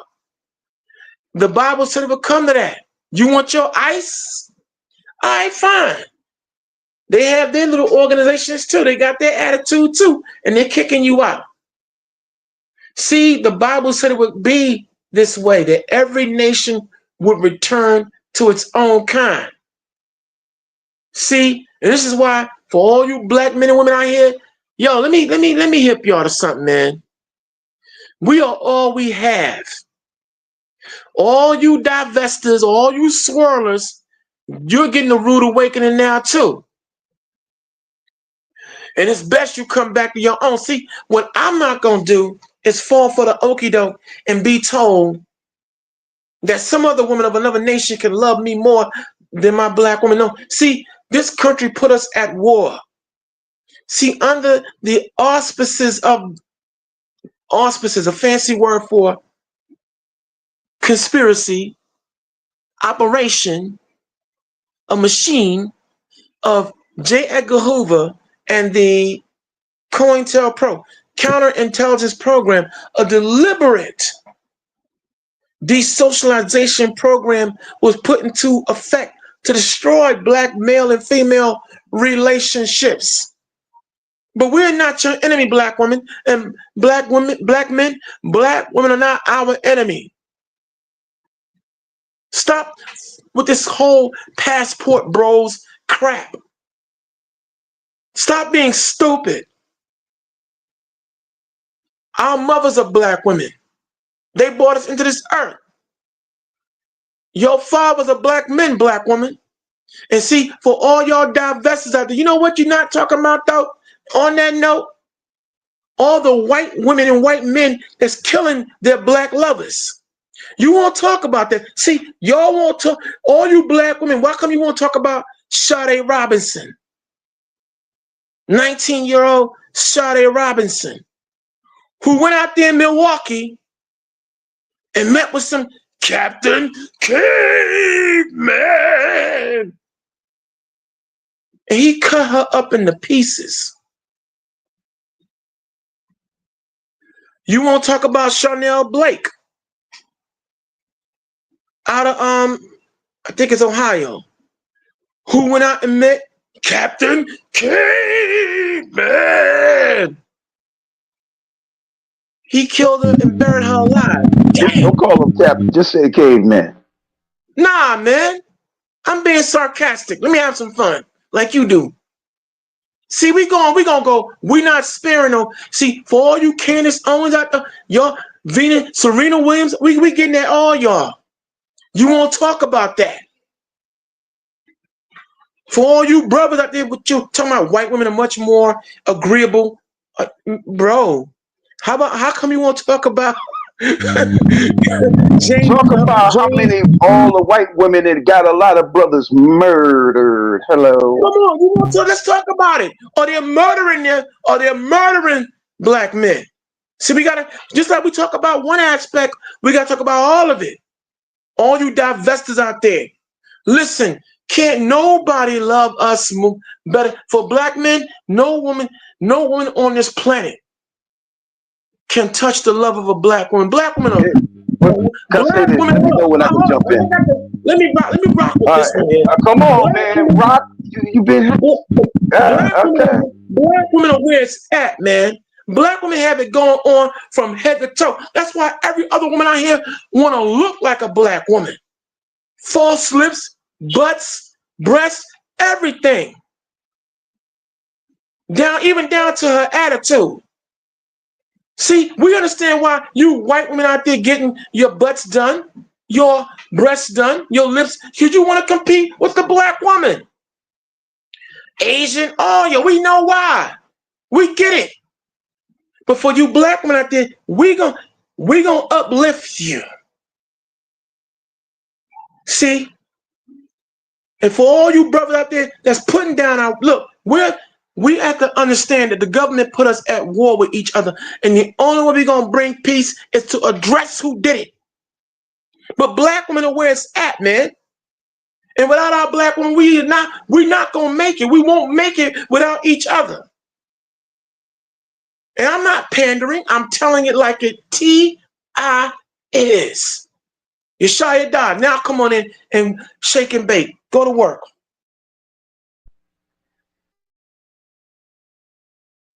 Okay, timing is everything. So, hold on. I'm in. Yeah. Go. Like I said before, a real man got real abilities that people can see that makes him a man. Like, Christ didn't have to say he was superior. People saw his superior gifts. This man turned water into wine. He had what in the what was it he had 5,000 fishes. People kept putting their hand in there, and he kept making more fish come out. Boom.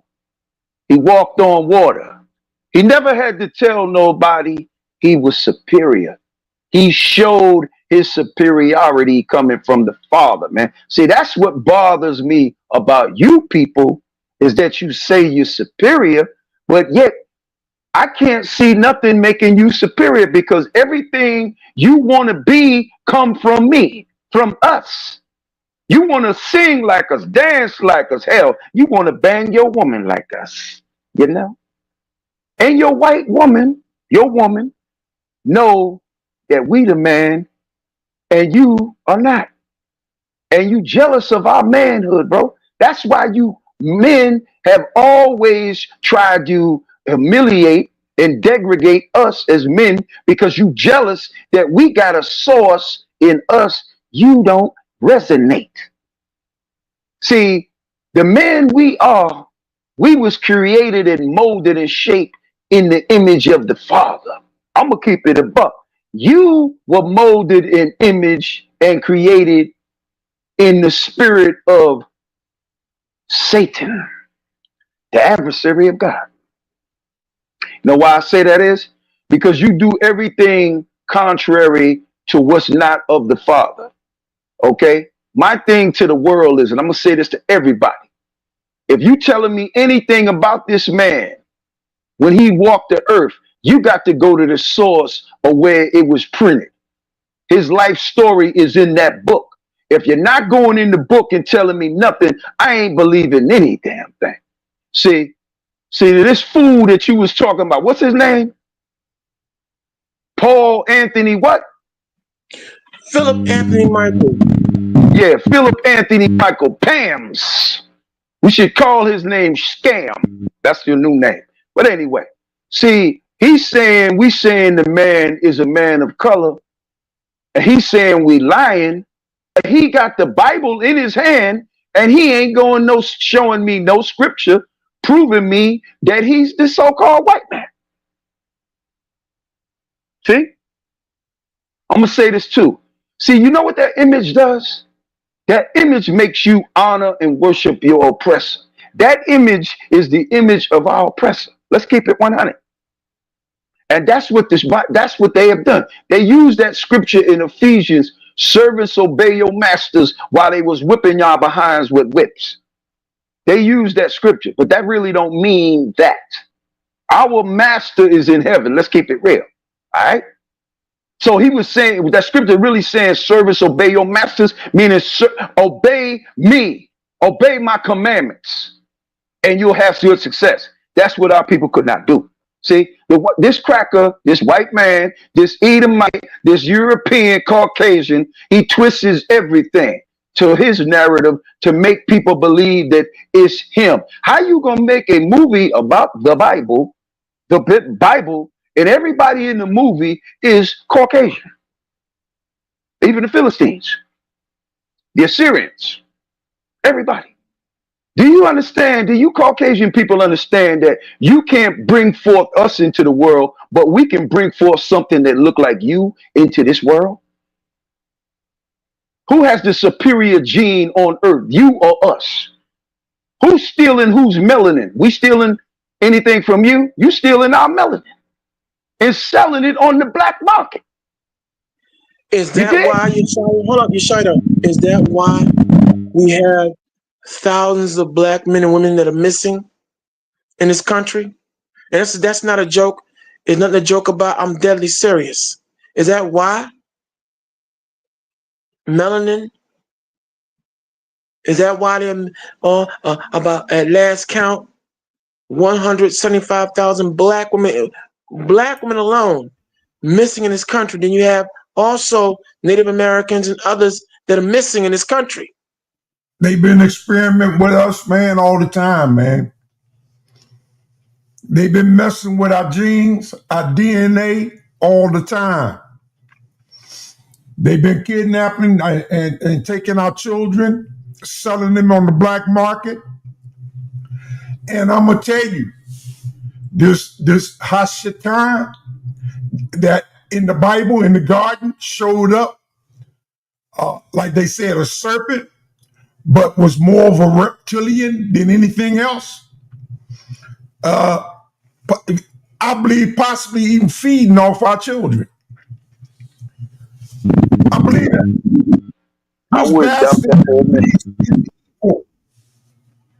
This beast is evil. And I just letting the people know, when you see those objects in the sky, first of all, remember first that they're going to try to deceive you. The Most High ain't showing up first, but people going to think it's him, and they're going to be deceived by that. But he's going to use that Project Bluebeam to deceive the whole world, AI to deceive the whole world. That's right. So, listen, there's things going on. I mean, Congress, what do you think Congress is doing? Having all of those ceremony, studying this and studying that. You think they go there negotiating this stuff for no reason? They know what they're doing. They know what's real and ain't real. They know. Donald Trump knows. They all know.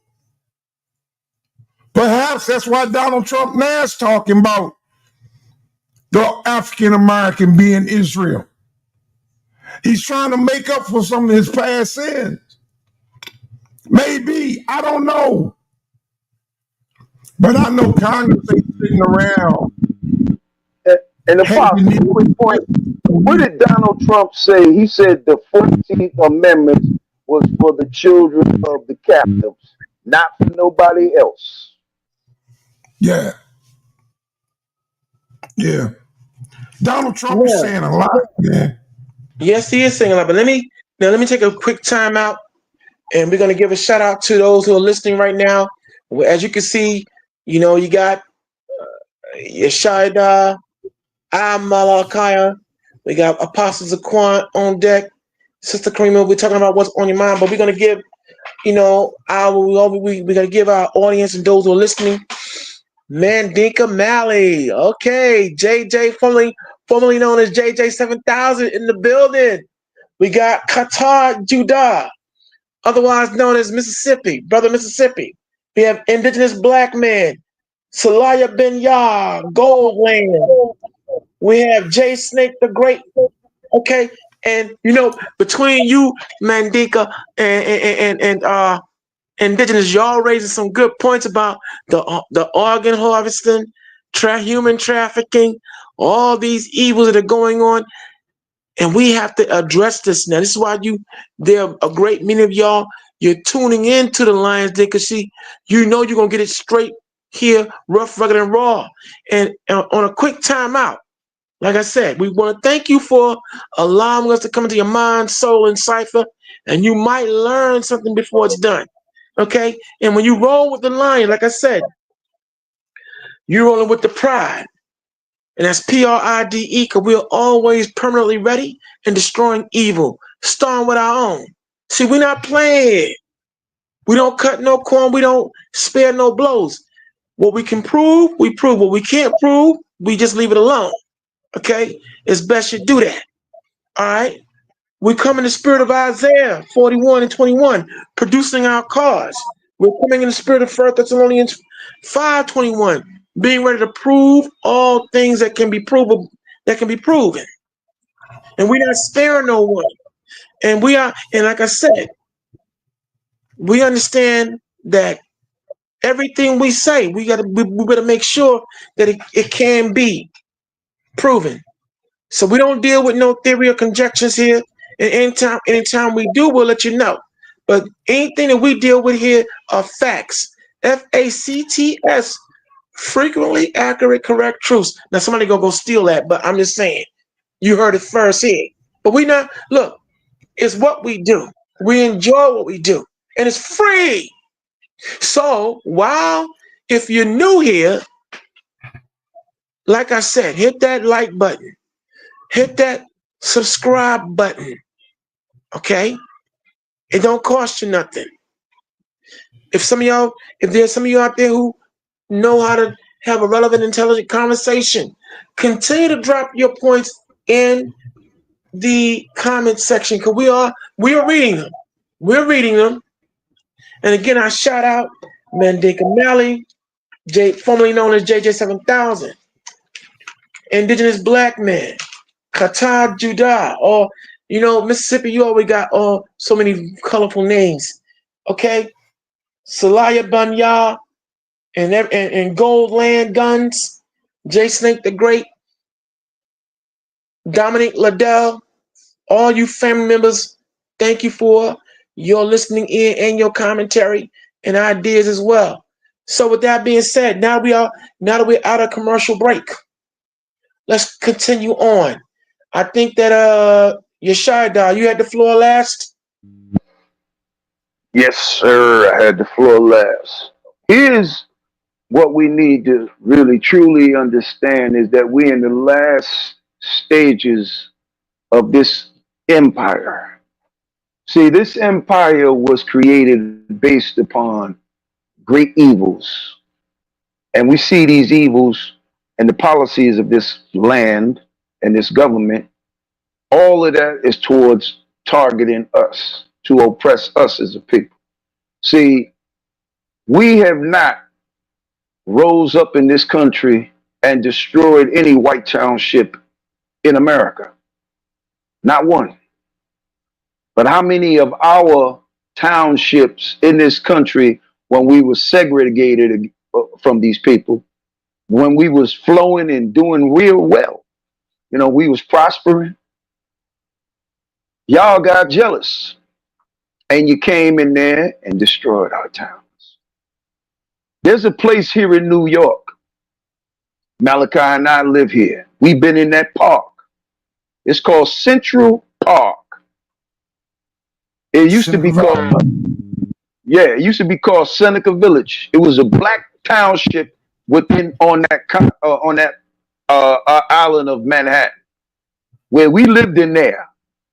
So they came in there around, I don't know, about 1856 or something, and they destroyed all of that and built that park. We used to run that place. See, this is what I'm saying here.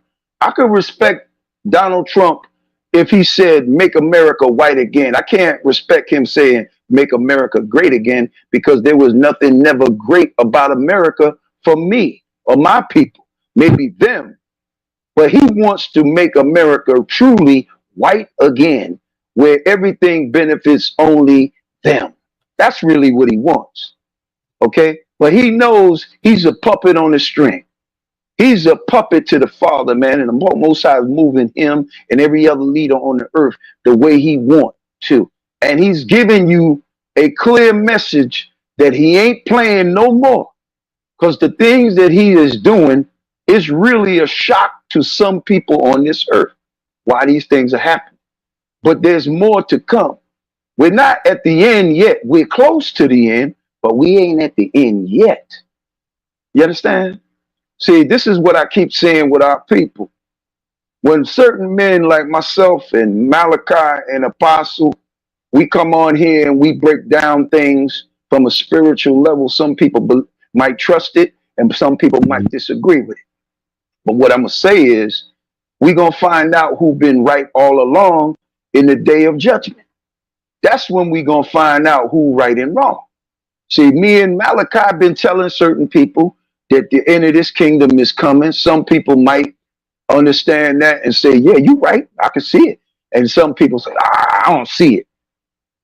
You know, I'm going to say this too. A lot of our people, even in this walk, sometimes you really need to keep quiet, because you don't make decisions on this earth what's going to take place. Only the Most High do. And Son, they the one that set up all the powers of the earth. All the powers on the earth are set up by them, by those two men. You understand? And when he said, who the end of this kingdom, which is this kingdom, the world represents a kingdom, okay? And who's the king over this kingdom? This Caucasian European man who claims to be white. This is their kingdom. See, that some people saying that Edom had already been taken out, that don't make sense. You know why it don't make sense? Because when you read the caption, it says Jacob is to follow. That means when the Edomites fall, Jacob, you in line next to rule the world, the earth. Yeah, that's it. Right? How could that have taken place already, and we still at the bottom of the totem pole? Right. So either the Most High is telling us a lie, or we've been asleep for the last 400 years. You hear me? Yeah. Either he lying or we've been asleep. Because if that took place already, we should not be in no captivity under no nation. No nation on this planet should have any authority over us or any say over us. Point blank, period. So it didn't take place yet. You understand? We see in the process of it fully taking place, because their kingdom, and they know it in their spirit. I'll let the next man talk. They know it in their spirit. They know the door is closing on them, and they know it. And there ain't nothing they can do about it. Go ahead. Who want to talk? Who that? I'm going to say this, man, because I'm going to get ready to go. Okay. I wish I could hang in here, man. Yeah, we gonna close it up in a few too. Go ahead, JJ. Yes. And yo, Jay, one more, Jay. Come back to the team, bro, because think about it, man. I ain't feeling that, bro. Come on. Yeah, ladies, brothers and sisters, we have on the dais the one and only Mandinka Mally, JJ 7000, and I gotta give him his props. One of the most fiercest, rootinest, tootinest debaters, bar none on Lions Den, baby. I'll give you props. Welcome, brother. And what's on your mind? Oh man, nothing, man. You know, they got me up in the Rocky Mountain with these mountain lions and bears and mountain goats and sheep and goddamn cows and horses and fish with teeth this big, you know what I'm saying? I've been to the wilderness. So you guys, y'all just the city boys, you know, talking the talk. I'm in the mountains. I'm in the wilderness. Jay, did any of the animals from Yellowstone Park reach you yet? When it comes to these debates, you hear me, man? I'm on my level to retirement. You hear me? I got indigenous in there talking about he running his pork chop eating lip. He ain't gonna get in the ring. That'll be my last debate to shut this guy down. Did he create everything, ladies and gentlemen? That's the debate. Did Moses steal the 10 commandments from this guy? Was he really the first clown and it wasn't Bozo? Indigenous is the only person on earth where everybody got everything from him. But we're going to get back to the show, man. I appreciate the roses and all that, man. But, man, Dinka Molly is here to stay. See, you guys hate Africa. See, that's your problem. See, JJ back he ain't ready for that type of high-level information. I'm going to let you go ahead. You're doing good defending the Bible. You guys doing great. Jay, can you hear me, though? I don't need me no more. I didn't beat up enough guys. Go ahead. Can you hear me, though? No, he heard you, but we done, hold on, first Jay, did any of them animals, hold on, I said, did any of them animals that left Yellowstone Park reach you in Colorado yet? Now they coming, man. They coming. Jay, you better get you a couple of guns, bro. I'm looking. Or bring your ass up here. I ain't gonna lie. Now we don't hate Africa. We don't hate Africa. But hey, yo, on that note, though, now we also, you know that here on this particular branch of the Lions Den, we don't just talk about issues from an outrospective, we also go introspective. And on that note, right, as you said a minute ago, you shied down, you said something that was critical. Some of you so-called Hebrew Israelites, some of you need to shut the freak up too. We're going to be careful with the language, but we've been going hard on everybody, and we got to go introspective. And since we dedicating this show to the late great Malcolm Jamal Warner, who was a Leo, a lion, how poignant. We're gonna go Lions Den hardcore now on some of you so-called Israelites out here too. We got beef with some of y'all. Number one with a bullet, we coming for you, Gorilla Hebrew. We gonna talk about you. We gotta go. We have to. We don't steal. Now I want to make this clear. This is not a personal attack. This is not an attack. It's not attack to be mean-spirited. But what we are gonna look at is this here. When we talk about the Lord is tired of all you fakers out there, it's not talking about just all you ministers and preachers from other denominations, but some of you Israelite so-called priests, but you more like beasts. You got to be dealt with. And Gorilla Hebrew, bro, dig. Take it from someone who's been in certain areas of extremity and lifestyle. You better humble yourself, man. Humble yourself. Because see what you did, we won't air you out here. All right? But things you saying right about now is way out of pocket. You can't come talking about the falsehood in this ministry now. Hold up, when you've been the biggest stripper, pimp, and whoremonger going and freak out here, man. We're not gonna spare nobody here. We don't care who it is. Yo, you dead damn wrong, and you have the unintimate gall to be popping up at the mouth now. Your woman aired you out, bro. And why? Because what you was into was way out of line. Freakish. And And see, hold up. This is a warning for all you so-called Israelites out here faking the funk and fraud too, man. From one, I don't care if you came out of the One West South, you come out of the I don't care what sector you come out of, man. Some of y'all are out. You've been out of order and you've been out of pocket. So Gorilla Hebrew, Your mouth. I got a new name for it. Let me know when I can jump. All right, hold on. Yo, you and everybody else who's seeing what's happening to Gorilla Hebrew.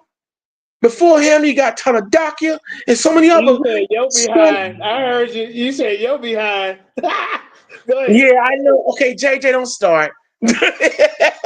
Yo, but real talk though, yo, you really need to humble yourself, man. Seriously. Okay, because this is Malachi talking. You know who I am. You may not remember, or maybe you don't remember, but yo, I got at you a minute ago warning you.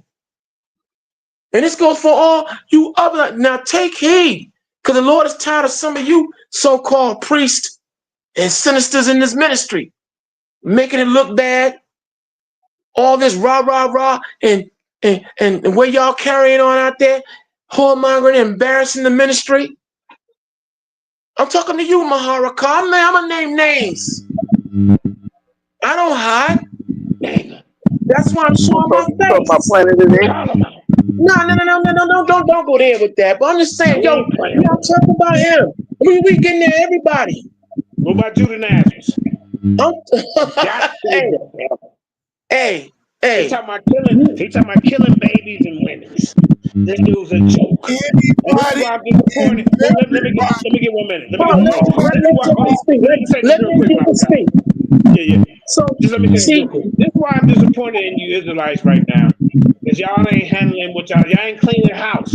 See, if I was still in the forefront, we would have already eradicated this dude like we did. What was that cream about a summer and a half ago? Hey, look, he pulled out the white flag. That's what he did. You see what I'm saying? We got to get all these guys up out of the community. I mean, I'm talking about the Garfield, the Uncle West is talking about monkey chimps. You know what I'm saying? The Solar Vision, the Bailey, they're done. They scattered about the four corners of the earth, trying to mix and mingle in.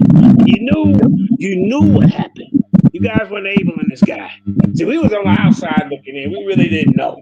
You niggas knew. These are the type of people that Malachi, JT Raw, and Elder Apostle, the discussion champ, is talking about. You know. So I'm gonna yield right there. But Judah Nazareth needs to be addressed. Yeah, I mean, I hollered at Tazariah. He ain't addressed it yet. You know what I'm saying? I mean, what you waiting on, Tazariah? Yo, you know Tazariah's last name is G-Ass. I'm that up. Gas or something, man. That's that fool name. G-A-S-S. That's that fool last name, bro. Damn. I thought it was glass. Hold on. It's G-A. I'm not making mockery. That's the man's name. That's his last name. G-A-S-S. Gas or something, man. I don't know what the hell to say that. That's his name, bro. But hold on. Can I jump in for quick? First and foremost, where he was just getting on the man called Gorilla Hebrew. First and foremost, man, you like your woman hitting you from the back. You feel me? And you can't say nothing about it because your woman spilled all the beans. You feel me? You know what I'm saying? You can't get mad. Your woman spilled the beans on you, man. And number one, you a half-a-light, man. You ain't no Israelite, man. You a half-a-light. Feel me? All right? Now, you want some smoke? I'll give you some smoke. Real smoke, homie. Smoke that makes sure you ain't coming out. You dig? Number one, bro. You ain't got no business saying nobody is corrupting this walk when you damn sure is. You came on live air stream and tell the world that you like butt plugs in your behind. Can I get an amen or can I get a witness? You All feel right. me? You said it. I won't give you an amen, but I'm gonna say I'm a witness, bro. Come on. Okay, I don't want but to go hold there. but I hey, don't man. want to go there, but Hey, yo. JT, you got a bad But hold, connection, but bro. my man. JT, after your spill, you need to go after your spill. Go out and come back in because you got like a static connection, All right, bro. I'll come back. All right. No. Finish your spill. Finish your spill. Yeah. Like I said before, man, you ain't got nothing to say about nobody, man. All right. First and foremost, man, any man that come in this walk, you supposed to try your best to walk in the light. Your best. All right. Now, if you got some skeleton in your closet, man, you go to the Father and ask him to clean that up, man. All right. You don't be trying to do this foul, wicked, evil stuff on the side, bro. Everybody got skeletons in their closet, man. All right. You ain't got no business saying about nobody, homie. Especially when you got and hitting it from the back. You know what I'm saying? So you ain't got no business saying a thing. All right. Number one. Number two is ain't nobody really feeling you no more. All right. You're not speaking no real truth. You really, to me personally, I think you a spy.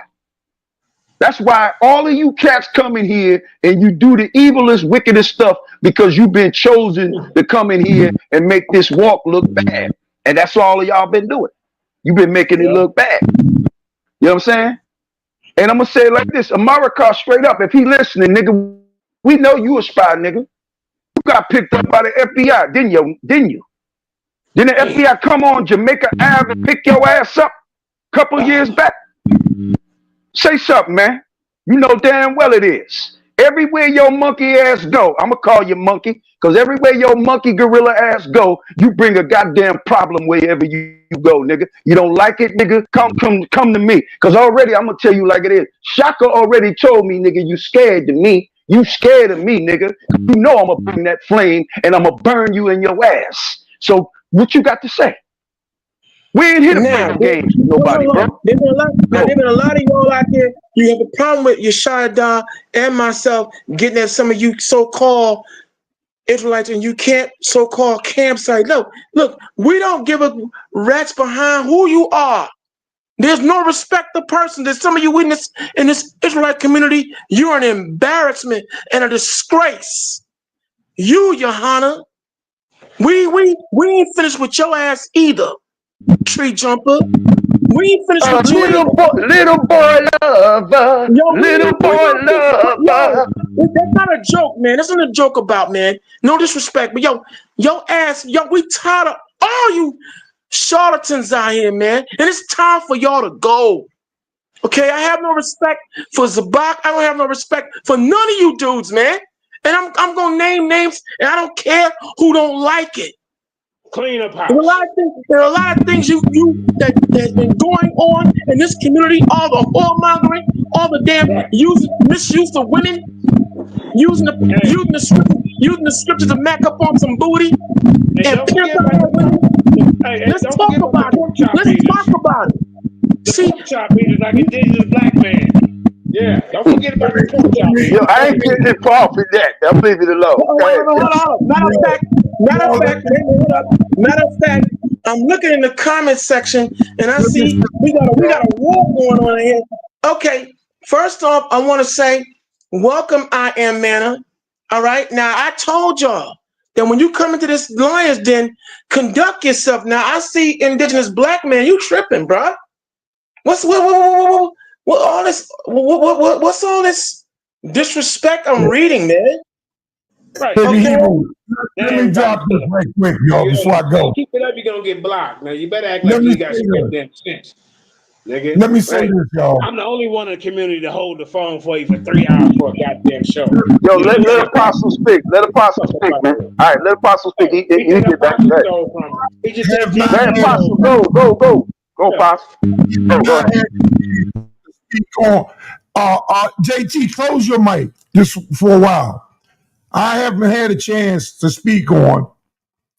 And purposely, I didn't want to speak on it. But the Lord been dealing with me because for sure, what is done in the darkness, he's going to bring to light. Gorilla Hebrew, what you done, You turned your wife over to the enemy,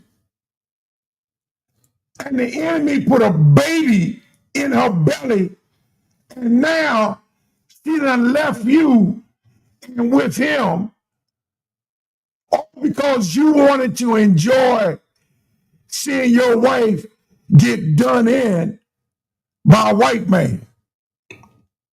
How sick can woe unto the shepherds that scatter the flock. She's your wife, yes, but she is the first member of your flock by being your wife. And if you can't take care of your home, how then are you going to take care of your congregation? That's what's bothering me. And the fact now you have found so much problem with Israel, and you said, no, I'ma still teach because God done forgave me. How do you know that God has forgiven you? Maybe you have sought his forgiveness, but with every sin, there is reconciliation that has to come along. You just don't say, I'm sorry, and then that's over. You were a leader in the house of Israel. People looked up towards you. Imagine you even had more than one wife. And what a man does in his bedroom is private, and it ought to stay that way. But because you didn't take care of your home, your wife made it public that you like getting rubbed up behind. Whether it's a man or a woman, that's if somebody is sticking something in your behind, you're homosexual. Get that taken care of. Don't think about teaching.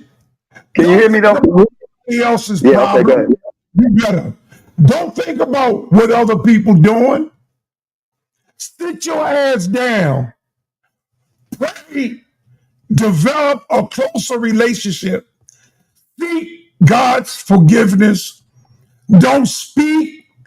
Don't teach. Sit your ass down. Fast. Pray. Do what you got to do to get back on track. Because you got emotions going on inside your head that you surely haven't dealt with if a month ago this is what you were doing. You can't stop doing this shit like that, man. This is deep rooted, embedded in your flesh. There's a problem with you, man. And now standing up here pointing out the problems in Israel, like you all of a sudden now clean because everybody know about you. No, bro, that ain't how this works. All right, let me go next. So, yeah, JJ, you got it, man. All right, yeah. Man, I appreciate, y'all cleaning the house. That's what y'all supposed to do. I like this is the 10th year anniversary of the Lions Den, the 7th year anniversary of the Lions Den Debate League. We've been around for a long time. We've been in a lot of battles. A lot of us have been on the road. We come back and we show y'all, the carnage that we bring back to the den. So this ain't no, we drinking Kool-Aid and reading comic books. This is an intervention. And the whole community needs to be, addressed on certain issues. A lot of people that's in the forefront. And then we need to focus on real stuff. Focus on real current events like the title of this show. I don't know. You know, the missing children. I heard that being brought up today. You know, the missing children, the organ harvesting. You know, redlining. It's a whole bunch of things. Even spiritual growth. You know, everybody got their own path. You know, don't think I don't believe in a creator, because I do. But you know, just Israel is just always at each other's head. I was like, Jay, I'm gonna say something when you're done. hold on, let me land it, brother. Let me land it, please. I'm just saying, y'all at each other's head, and that's why I had to fall back, man, on a lot of this shit. You're not gonna label me. Now just deal with me. In any conversation, any debate, you deal with JJ, him, not me. I don't give a damn. I ain't got nothing to do with what Tazariak do, what Ryan Shields do, what JT, or none of them do. So now you're in some trouble because you can't put me in a box. And if I choose to go toward African spirituality, that's my prerogative. That's my choice. But then when I step aside, everybody want to curse me and talk about, oh, Yahweh gonna get me. Everybody has their own path that they got to follow in life, and nobody outside of the creator is going to direct that. But I'm glad to see y'all trying to, but when is y'all going to address Judah Nazareth? That's what I'm waiting on. Shout out to my wife, Jenny Hayes. But when y'all going to do that? That's the main goddamn person that is the problem. Gorilla Hebrew already stepped aside. Didn't y'all see the video? He's gone. He's still here. I mean, I'm for real. He gone. Tazariak and Judah Nazareth is the main two y'all need to be dealing with. I've been dealing with them for years. It's y'all turn. I got other people that I'm dealing with. Top Cats, the Unc Wesses, and all these other pseudos is out here. You know, Napasha Da. I'll never see y'all correct her on his information. She got in front of the TV the other day talking about the divine feminine was the first worship spirit on the planet. That's a lie. I mean, even if you go to the Bible, Adam and Eve, the divine masculine created the divine feminine. Then you go to the other cultures. There's always a head masculine spirit in all cultures. You can't talk about Sophia. She got a daddy. Mama Watson got a daddy. What other spirit? What other woman spirit you gonna go with, Nepal? So you be up here, y'all be on that panel. Apostle will be trying to check them, but there'll be a lot of them that just be so happy to be up there, they scared to check her.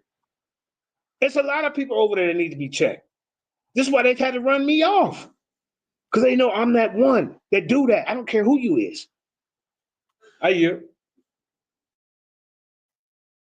Well, in fairness, my dear brother, we can only address the Israelites that we know of that are still out here prevalent, still making noise and saying things they ought not. But you know, now that you put names out there on the radar, as far as Napasha Da, we've addressed her in times past, in all honesty.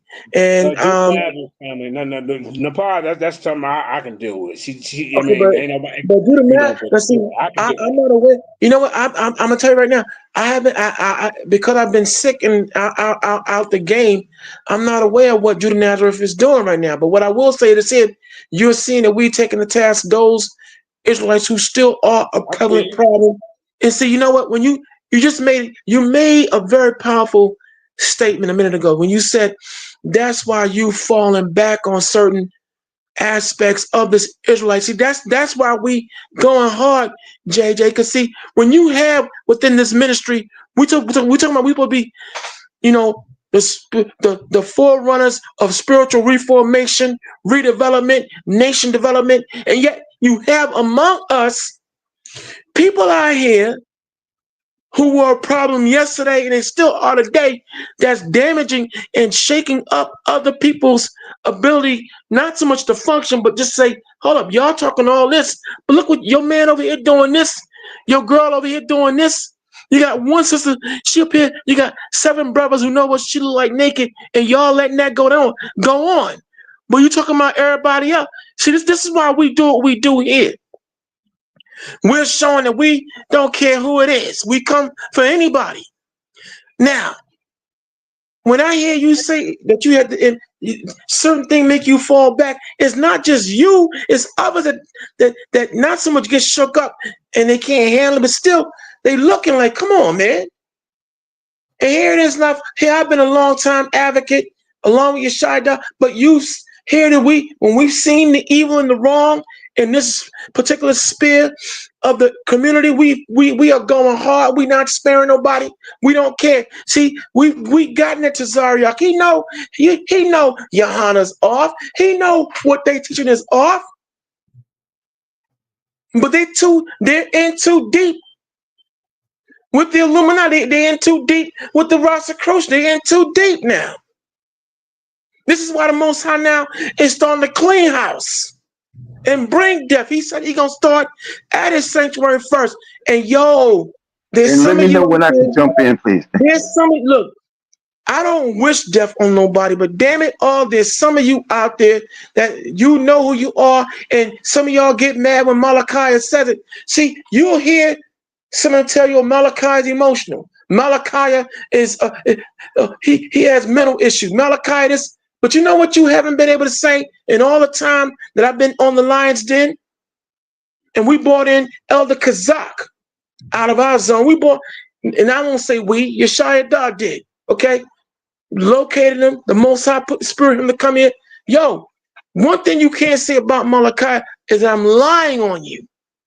See, we're not lying on, and see, anyone who damages other people's spirit and their observations in this ministry is a problem too. But this is why most camps don't want to deal with us. The old zones and some of you new zone. Cause you can't run and pull the wool over our eyes, man. We're not on this my nation right or wrong. No, Nick, if you wrong, we on your ass. I don't mean to cuss, but I'm tired of it, man. I'm tired. And the Most High's tired. Okay? Everyone has their path, but even in the comment section, I see a war is going on. But see, taking a page out of Iron Manna, who did set one of the key rules in this Lion's Den. We done told you, come in here, wipe your feet, conduct yourself in an orderly manner, and enjoy yourself. Now, I'm gonna have to be forced to tell the Lioness or Jay, whoever has the ability to start kicking certain souls up out of here, man. Cause you're out of pocket right now, and I don't like what I'm reading. So I'm gonna appeal to you, indigenous black man, to chill, okay? Please. I'll say something, please. I actually like you, so chill, please. I'll say something. Now, go, Yeshua. I'm gonna say it as I see it. Let these men, all these people that bring forth confusion, let them fall in the ditch and bury themselves. It's time we worry about ourselves. I got to get my act together.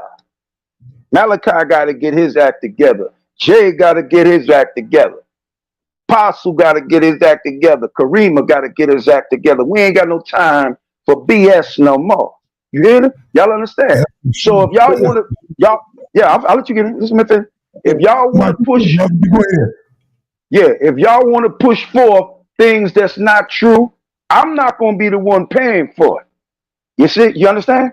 I'm not going to be for the one that's paying for putting that false information out there. Y'all that's doing it, you the one going to answer for it. You understand? What you do in your house is it between you and the woman, or if you got more than one. And I'm going to say this, if you got more than one, keep your damn mouth shut. Don't tell your business. That's what, I ain't going to say it. That's what big mouth women do. I ain't calling Karima that. But I'm just saying that's what women on the street do. They tell all their affairs. They tell what they're doing in their house. That's what y'all doing. First and foremost, let's get something straight here. We still under Gentile rule. You understand? And when you air your laundry out, they already know what you're doing.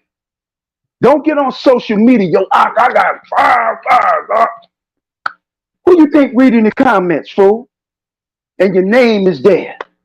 They know where to find you. You understand?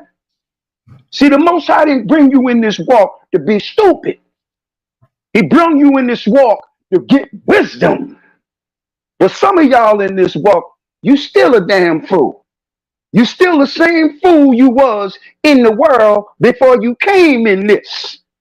See, But this now the walk, problem is, but the problem is, I don't mean to cut you off, but see, like you said, you shut on. It's one thing that we have our personal issues, but but as Mandinka Mally just said, JJ7 just said, look, it's a whole other ball of wax though when you have people with their personal issues now infecting and affecting. That's what I'm saying. People. That's the problem, man. That's what I'm saying. First of all, when it comes down to it, we're all stewards of our home, man. Who is my first student? But my spouse, the one I talk to every day. And then it goes from my spouse to my children. But if I'm correcting them, because I want to see my wife get it done in. I mean, that's some sick shit, man. So now she's gone. She's no longer an Israelite. She's another one that's gone. She got Esau's baby in her belly. Some other man, that gorilla got off on. Watch it. And he's saying he done repented. Nigga, that sin gonna follow you the rest of your life. That's your wife. And can I throw let me know what I could throw a tidbit in there, man. Please. That's not a one and done. That's not something you can get up and say, oh, Lord, forgive me, and then walk away from. That's some sexual deviancy going on in your mind. There's something needs to be done about. Because if you don't fix the problem in here and in your heart, it's just going to continue. The desire is still going to be there. It ain't going nowhere. And can I say a quick point? Yo, you turn some man's daughter into a hoe. Do you understand that, man? That was somebody's daughter that you turned into a hoe, man. And first and foremost, I don't even want to hear nothing you got to say. I don't really want to hear nothing no camps got to say. I'm a veteran in this walk, bro. I've been in this damn thing all my life. I was born into this, man. So ain't nobody could tell me a goddamn thing. You hear me? All right? You got damn cats in some of these camps telling you or me or anybody on this panel, we ain't in the truth because we don't follow your cult leader. You know what I mean? Like your cult leader bought all rights to this truth. When that fat boy bought that? I'll wait on that. When he bought it. This is why I keep on saying, man, y'all playing with fire, homie, and you're going to get really burned real hard where there ain't going to be no coming back. And that's exactly what he going to bring to the table. Y'all playing with yourself. You're playing with your life, man. You meatball head fools don't even see how serious this really is, man. You ain't got no time to play no more. Man, do you idiots see what the hell going on the planet? But do you see it? Okay, name calling aside, though. Let me just say, I'm not calling nobody no names. No. The damage that you are doing to the Most High's congregation and flock. See, I can't get past what Mandinka said, what JJ said, that there's certain things he's been seeing that has made him fall back. See, this is why we do what we do and we say what we say, and we're addressing the corruption that's been long standing in the Hebrew Israelite community, because it has to be addressed, man. Now, why Yahweh? Yahweh, whatever however you want to pronounce, why he still allows some of you to even breathe. And like, I don't want to call for nobody's death, but yo, you look, some of you are like bad. You're not like you bad weeds, and you're choking the life out there. That's a problem. And for some of you congregants out there who support, even among us leaders, you know are corrupt, man. You know they're corrupt. To tell you the truth, this is why I have fallen back myself. Spending years in certain alphabets, crews, and organ and Knesses to see only dudes in here making willful deals with the devil. Like Isaiah, the 28th chapter, verses 14 to 26, that some of you have made an agreement with hell. You got whoremongering going on, brothers. You're that rolling stone, and wherever you lay your meat tree is your home. And you still doing it. Some of you turned before there was, but you know what? I'm gonna say this here. Before there was Guerrilla Hebrew, there have been others in this ministry that have turned men, daughters out. How about that? And we done went into it before, and we don't have to cover no names here anymore. But like I said, man, for some of you out there doing it still, why the Most High still have you breathing? I don't know. I don't sit up here as Mr. Holier than thou. But see, what you're not gonna say is that we, Yeshua and myself, that we don't address any and everybody. But we told you that here in the Lion's Den, we hit enemies foreign, but especially domestic, because you're the main problem. Some of you still have the Hellenist, Pharisee, Sadducee, Essene, Epicurean mind state to this day, causing problems because in this that's nation. your family. That's your family bloodline. That's why y'all act the way you act, like these men from old, because you come from these men of old.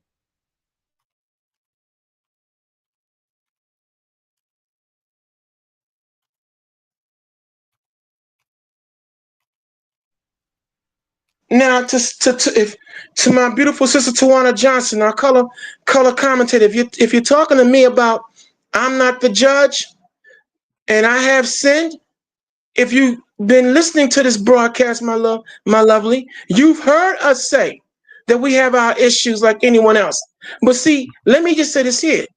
In the area of judging, my judgment is not from a self, nor Yeshaya. We don't come from a self-righteous judgment. See, we're coming from clearly the Lord's judgment. See, as he said in 2 Timothy 3:16. Okay, we would get this word that we were given was given to us to be a corrector, to give us insight, hindsight on how to conduct ourselves, and also judge righteously.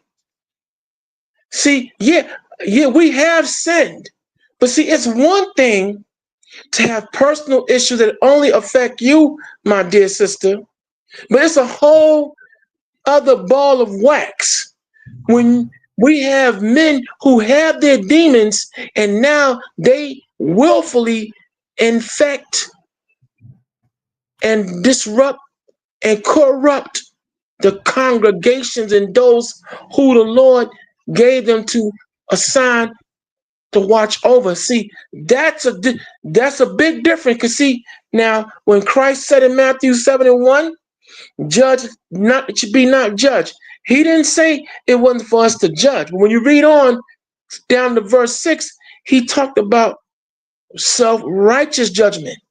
So as you hear us talk, we're not coming from a self-righteous standpoint.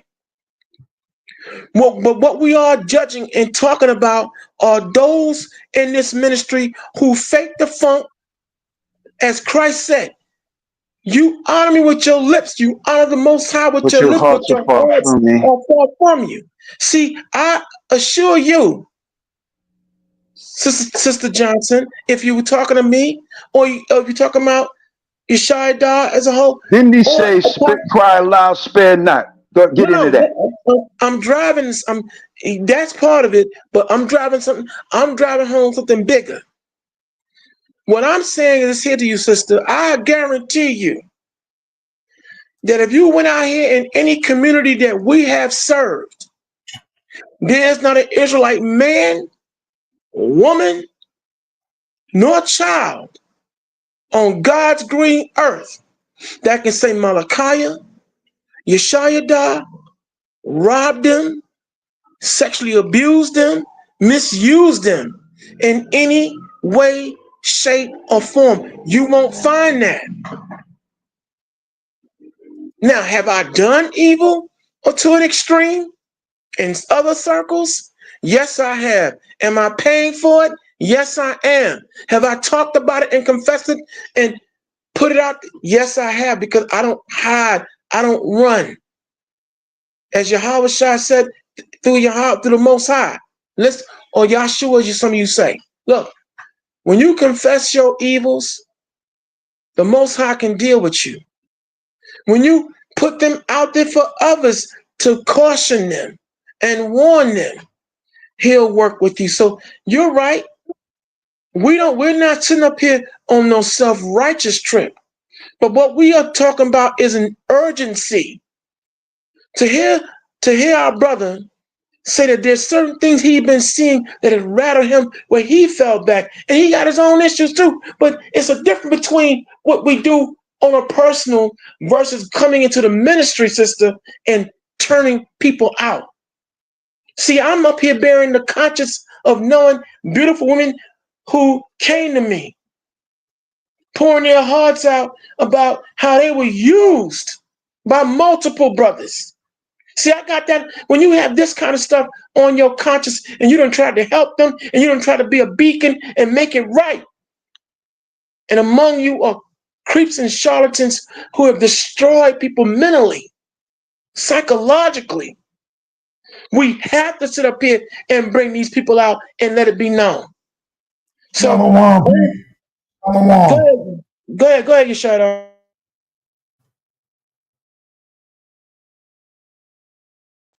Well, okay, so understand. I'm back. Yeah, I'm back, man. Look. All right, so understand, Sister Johnson, that we're not.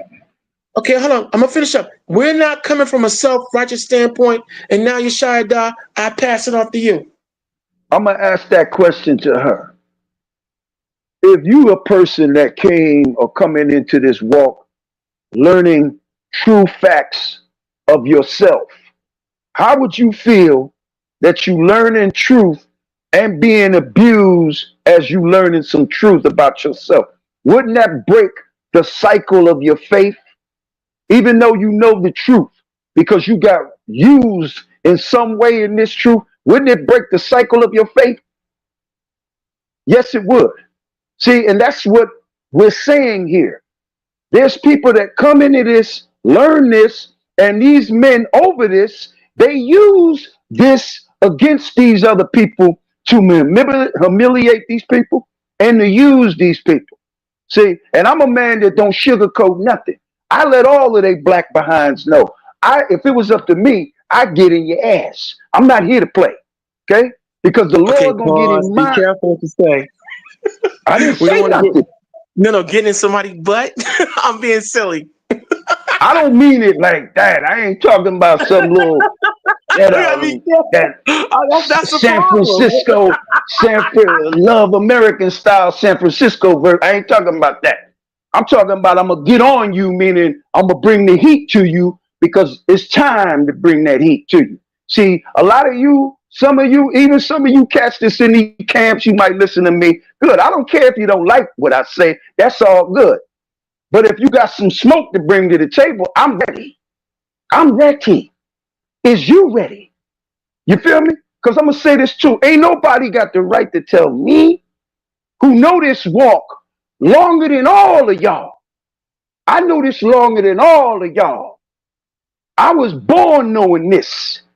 I was raised up in this. You home? You understand? So ain't nobody got no reason to tell me nothing. You understand? My lineage goes all the way back to the Negroes of our people that was in Spain and Portugal that's mentioned in the scriptures. My granddaddy comes from Europe, a black man, dark skin, coming from there. You understand? So he taught my father and his brothers and sisters who they were when he got here. You understand? A lot of you don't have that luxury. You understand? You don't own nothing that's connected to this walk. Almighty, the Father himself own it. And he own your soul. And when he ready to take it, he gonna take it. Is y'all ready for y'all breath to be snatched out your body? Because I'm gonna say it one more. Hold on, I'm gonna say it one more. I'm gonna say it. Because a lot of y'all, you're playing with this walk and the souls of the people in this walk. And I'm telling you, you walking on deadly ground, bro. You walking on deadly ground. And I'm gonna say this too. He gonna bring some of that to your way. You feel me? Y'all keep on playing and watch and see. Go ahead. So when we come here, we're coming in here in the spirit of Ezekiel 3:17. Son of man, I have made thee a watchman. And what does the watchman do? He watches out for danger. He see whether it be from the outside, but especially on the inside. So we understand that our souls are on the line. And if we see things that are wrong and we don't talk about it, starting with our own, if we don't address it, we know the Lord.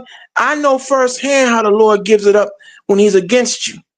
So we're going to do our duty in the spirit of Ezekiel 3:17. And some of y'all who are listening out there, you need to get on the good foot, because some of the reports that I'm still getting, it should not be. We're in 2025, and it should not be. It is ridiculous. We're gonna talk about some things, and some people need, and we're gonna put things out here in the area of who needs to be publicly outed. And some of y'all pending if you don't get it together. But again, like I said to Tawana Johnson, or anyone else who feels some kind of way about us coming at anyone, we're doing our duty. And number two, can I say quick point, let you get it back. The people we coming for, we know them personally. That's the difference. We're not just getting in somebody's behind and just talking about somebody just to talk about them. When I talk about Yohana, I know that cat personally. I talk about Nathaniel from IUIC. I know him. I talk about this dude, Mamara Carr, we was just talking about. We know them personally. Because I'm going to be real with y'all. I can bring one man on this platform that can destroy anything those men say. And I brung him on this platform 3 times. One of my elders from the old One West School, he can destroy all of them if he wanted to, if he came on here and really laid it all out. He could destroy them all. So none of you men got no access to getting in contact with the brother about nothing. But if he wanted to, he could destroy all of y'all, because he got some stuff on every one of you. But see, you men in this, that come in this, you take advantage of people in this, man. And he gonna step to you on that one day. I don't know when, but he gonna get you. Yohana, Zabak, we talking about all you dudes, all you corruptors out there. We talking about you out of AOC, whoever. I don't give a good goddamn away. All y'all, we talking to you. We all got to get it right. But see, when you actively out here committing evils that you have no business doing, and people are talking about it, man, and you're going to get mad at me, you'll get mad at Yeshayada, because you lucky. It's us. But what you think the Most High going to do to you if you don't take heed to what we're saying? Can I say quick point? Do you understand that he is having grace and mercy upon you, men? Because if you was in the time of when we really had the law in our possession, you men wouldn't even be here no more. You would have been gone. You understand? There would have been a big long line of people with some rocks ready to bust y'all head open to the white meat. Y'all don't understand what time frame you living in, man. He being really merciful to y'all, because me and in my book on the strength, I'm gonna say it like this. He really should excommunicado your behinds off this planet, because y'all are disgrace. You are a disgrace. You're corrupting this word. You got me, boy. But the thing is, when people are talking about it, that's what I'm looking at. There are people talking about this, putting it on. There are people out here putting it on the internet. If they're not on the internet, in certain social circles, there are people who I get. It's gotten to the point that for my own mental health, there are times where I have to shut people out because it's too much. But when people are complaining and crying, man, that's a problem. So we're gonna talk to all y'all, especially when you're out here in the public eye, speaking powerfully, saying what you're saying, and then inviting people in to a house of chaos. There's some of you now that don't want to speak to me because you mad at me for saying what needs to be said and when it should be said. But like I said, I'll challenge any of you. Show me what I'm saying is a lie. That we're lying on you. All great men were hated. Put that in your pipe and smoke it. But the thing is, right, what makes us great is because we are adhering to what the Most High says, Psalm 94:16. Who will rise up for me against the workers of iniquity? That's not talking about the white man or anybody. That's talking about within our own nation. You can see the only reason that we've been in 14 captivities is because you have among us a bunch of hard-headed, stiff-necked, self-serving, want to be the king and can't rule their own household, putting it lightly, causing this, let me know what I can all get this havoc, man. So when does it stop? See, before he died, long before he died, I had it out with Tazadakia, Mr. Proud, Mr. Comforter. And now where he at? Maggot food. And I told him, the Most High is going to get you. He going to get you in the worst way. I don't wish death on nobody here. But come on, man. Some of you, look, if it comes your way, don't go, oh God, why me? You know why. You know why. So, like I said, we've been on almost 3 hours. We went over the time. We went over our intentional time. But let me take a look at who's talking while you go into your commentary, Yeshaya. And then I'm gonna get off. Like I said, look, man. Some of you, and when I look at what y'all call leadership, I mean, what leadership is that? I mean, really, man. Y'all couldn't even rule. You can't even get your own household in order, bro. So I'm asking the question, any camp leader, what make y'all leaders? I'll wait. Just because you can talk on the mic? What make you a leader? Just because you got some people that can look at you and honor you and praise you like you something special when you really ain't nobody. When a man think of himself to be something, he really ain't nothing. And that's what a lot of y'all think y'all are. Something. Are y'all globally known? Globally famous? We're gonna call Rump Roast your hunter. Does anybody know who your fat behind is in Russia? But you claim you some 13 shield general. Even in the Edomite army, man, there ain't no such thing. And them cats got real power. What power you got? Y'all got no power? See, the problem with some of you cats in this walk, y'all are dreamer lights because you dream too damn much. You don't live in reality. You live in your own dream world. You know what I mean? That's your problem.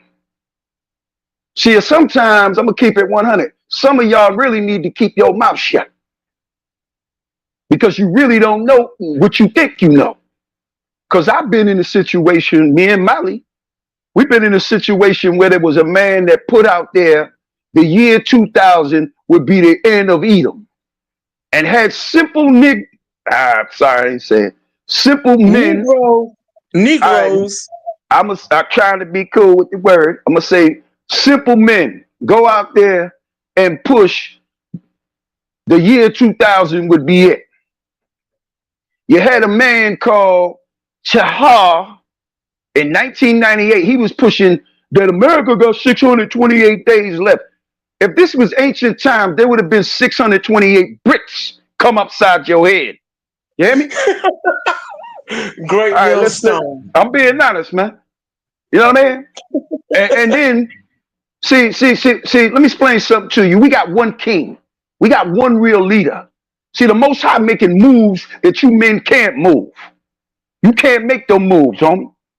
You great, like Nate and your Hunter, you got all these men marching in the streets. What you gonna do? What you gonna do? Huh? A couple of months ago, there was some crackers in Tennessee, and one of them neo-Nazi parties, man, marching in the street talking about we gonna take America back. What y'all gonna do? I'll wait. See, a lot of you men in these camps, all you full of is hot air. That's all you is. You ain't got no real juice. And you really ain't got no access to the Father that he gonna do anything for you. Point blank, period. You understand? You camps ain't nothing but a Ringling Brothers and Barney Burry circus. That's all you are. It's a freak show, man. A freak show. You know what I mean? That's what I see when I look at you camps. See, the camp doctrine, to me, basically, is dead. It's a dead doctrine. See, I call it One West hell. Because that's what I felt like when I was up in there. It felt like hell. It didn't feel like heaven. It felt like hell. Because I had to put up with a lot of cats that I didn't even like. I had to put up with a lot of stuff from men in that school. I couldn't stand them. And if it was in the world, it would have been a different story.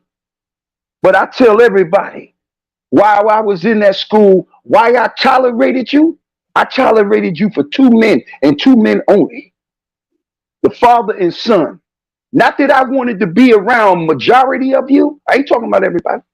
But there were certain men in that school, I couldn't stand the sight of you. Couldn't stand the sight of you. You were controlling. A lot of you Negroes in that camp, in the original One West, y'all were some narcissist ass men. You know what I mean? Controlling. You act like some of us in the school was your personal yes boy. And they still are. That's the problem. You know what I'm saying? They still are. Nothing's changed. But now, in closing, right? Here's what we say here on the Lion's Den. Here's what Yeshida and Malachi, Sister Karima, anyone else who's independent and free thinkers, we urge you to do what the Bible says. Seek ye out the book of the Lord, and you read it for yourself. Hebrews 2:15. Study to show yourself self-approved. No, 2 Timothy 2:15. Study to show yourself approved. You pick up and examine things for yourself. Ask all the right questions, and above all, understand. You don't have to follow nobody in here or any crew or camp. The crew, any congregation you join is for brotherhood and sisterhood development. But if you see hypocrisy, if you see it immediately, run. But this is run for the hills. At the start and end of every day. This is the personal journey when it's all said and done. The gathering will be through Christ. There's no ifs, ands, or buts about it. So, in closing, wait, first off, Yeshaya, do you have any parting shots? My parting shot is seek for yourself, and not of a man, but of God Himself. You understand? That's what you got to do. See, we only come on here and give you a breakdown of what's going on and what's happening in these camps because we were a part of these camps. And we telling you from the experience we went through that it's a bad move. Okay? Maybe not when we was in there, but it's even worse than it was when we were in there now. Because see, let me explain one more and I'll get off. See, we remember, me and Malachi remember when we were one school. Every camp leader in that one school had a name for his camps. Sons of Thunder, Sons of Yahweh, blah, blah, blah, blah, blah. But we were all in one place. There wasn't no different schools that you see now, the IUIC, the fake IUCPK, which your hunter stole the rights to, and you know you did, but anyway, and GMS. We was all one body. See? And then in 1996, Malachi and I was there. There was a split. Masha took a certain remnant of men and they went down to 464, right? What was that, Amsterdam Avenue or something? Yes, yes. Okay, all right. And then later on, they went to Brooklyn. I stayed with the original school because I didn't have no loyalty to no one. I was comfortable where I was. So that's why I stayed. See, we know the real so-called history of this One West stuff, which evolved into these different camps today. We know what's the deal. So a lot of people come on here, some of you get upset because we ripping and roaring on these men. Number one, we ripping and roaring on these men because we know how these men think and operate. These men are totally corrupt, and we got the right to say something about it. I'm going to say one more, and I'm going to get off here. Who know your hunter on this platform? I mean, who know your hunter that's listening in the chat? I'll wait. Who know Nathaniel of IUIC in the chat? Anybody know him? Who know Tahar in the chat? Who knows Zabak in the chat? Anybody know these cats? Who know Amarikar in the chat? Who know Hashar in the chat? Anybody in the chat know these men? Anybody know them? Did anybody know them? Nobody in the chat know them. But you know who know them? Me. You know who else know them? Malachi. We know these dudes. We brung, and I'm gonna say one more. Sorry, one more. This is it. We brung one of the original heads of the school on this platform 3 times. I was the one that convinced him, because I talked with him a lot, and I was saying, look, Elder, you need to come back and really like break it down and give people the real rundown of things that really went down. And I think by you speaking, you could really hit home a lot of points that I can't hit. So he told me, you know what? Yeah, when I'm ready, I'll let you know. I said, bet. So when he was ready, he let me know, and he came on here 3 times, and he broke it down. Okay? So we know people that know the story. See, ain't nobody can come on here and tell me and Malachi nothing about anything. You can't tell us why we talking about your hunter. Y'all act like we don't hate these cats. I don't like these dudes. I don't like anybody using the Most High's word to deceive and mislead my own people. Why should I like them? Huh? None of these men got the right to say anything about the so-called WM, you know, saying they the evil when you doing the same type of evil to your own people. You understand? So learn from what we say, because you're listening to men that got the experience under their belt. And that's my closing statement. And I'm going to say this here in closing. Listen, some of you Whenever we go into anybody else, you don't have a problem with it. But when we go introspective and talk about the corruption within our own community, that's a problem that you're gonna have to work out. But listen, bottom line is, we want to thank Mandika Malley. We want to thank Daryl Kuzon. We want to thank Qatar Judah, Indigenous Black Man, Salaya Dunya, Goldland Guns, J Snake Great, I Am Manna. Some of y'all went to war among yourselves. Tawana Johnson, we thank you as well for your commentary, your insights, and everything else that was talked about and all that. We want you to take away what we give you and understand that we're not attacking no one on a personal level. We attacking everyone on a spiritual level. And for anyone who feels some kind of way about what we say, don't get mad at us when we're getting reports from people. Like, we're not making this up. We get people who want to talk to us and tell us that even when we don't want to hear it. So yeah, we're going to talk about it. And therefore, Galatians 4:16. Am I therefore your enemy because I tell you the truth? Well, in a word, so? Because you're a bigger enemy, causing and wreaking havoc among our people. And it's best you take heed with the Most High using us to warn you to get it right now before he had to step to you, to any of us. And so we thank you for allowing us to come into your mind, soul, and cipher. And again, this has been another episode of What's on Your Mind, talking by way of the Lion's Den. Hey, quick point. I'm Brother Malachi. Yeah, go ahead. I just want to say quick. I just want to say one more thing. This is going to be real quick. We've been away a minute. I want to ask everybody else, because we didn't know if we was actually going to ever come back, me and Malachi. But I'm going to ask anybody else, if you like the content, subscribe to the channel. If you want us back, put a number 1 in the chat. Thank you. That's it. Yeah.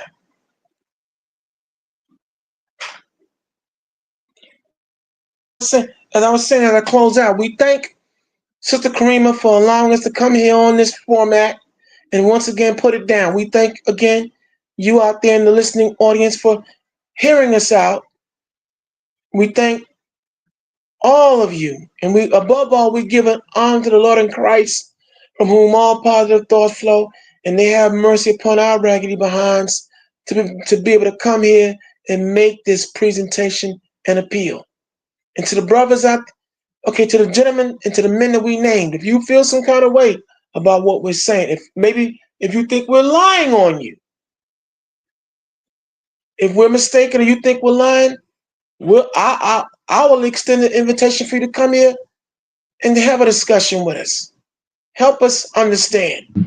If there are people bearing false, if there are false witnesses being bore against you, it's our duty to extend to you equal access to this format to plead your case and talk to us if you feel like doing so. If not, fine. But in closing, we thank you for allowing us to come in your mind, soul, and cipher. And again, we dedicate this show to the wonderful and powerful memory of Mr. Malcolm Jamal Warner.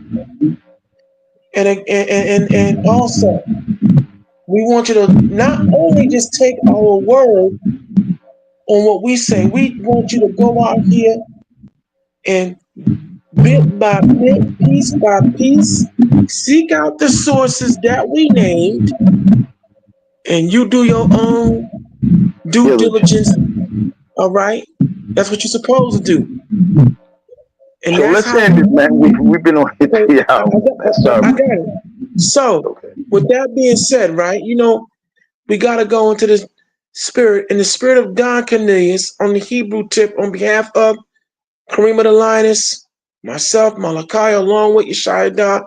We say to you all, Shalom, peace, Ahab, love, and the Posh, soul.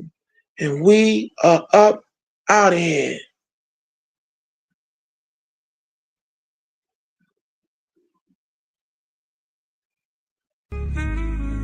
Yeah, that sound good, y'all.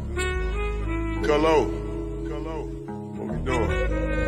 Hey, cook that up, Khalid. We still getting to the money, got these haters in they field. Lil' homie, let them chill. Most I told me finches hit my enemies, my footstools. We ain't got no beef for real.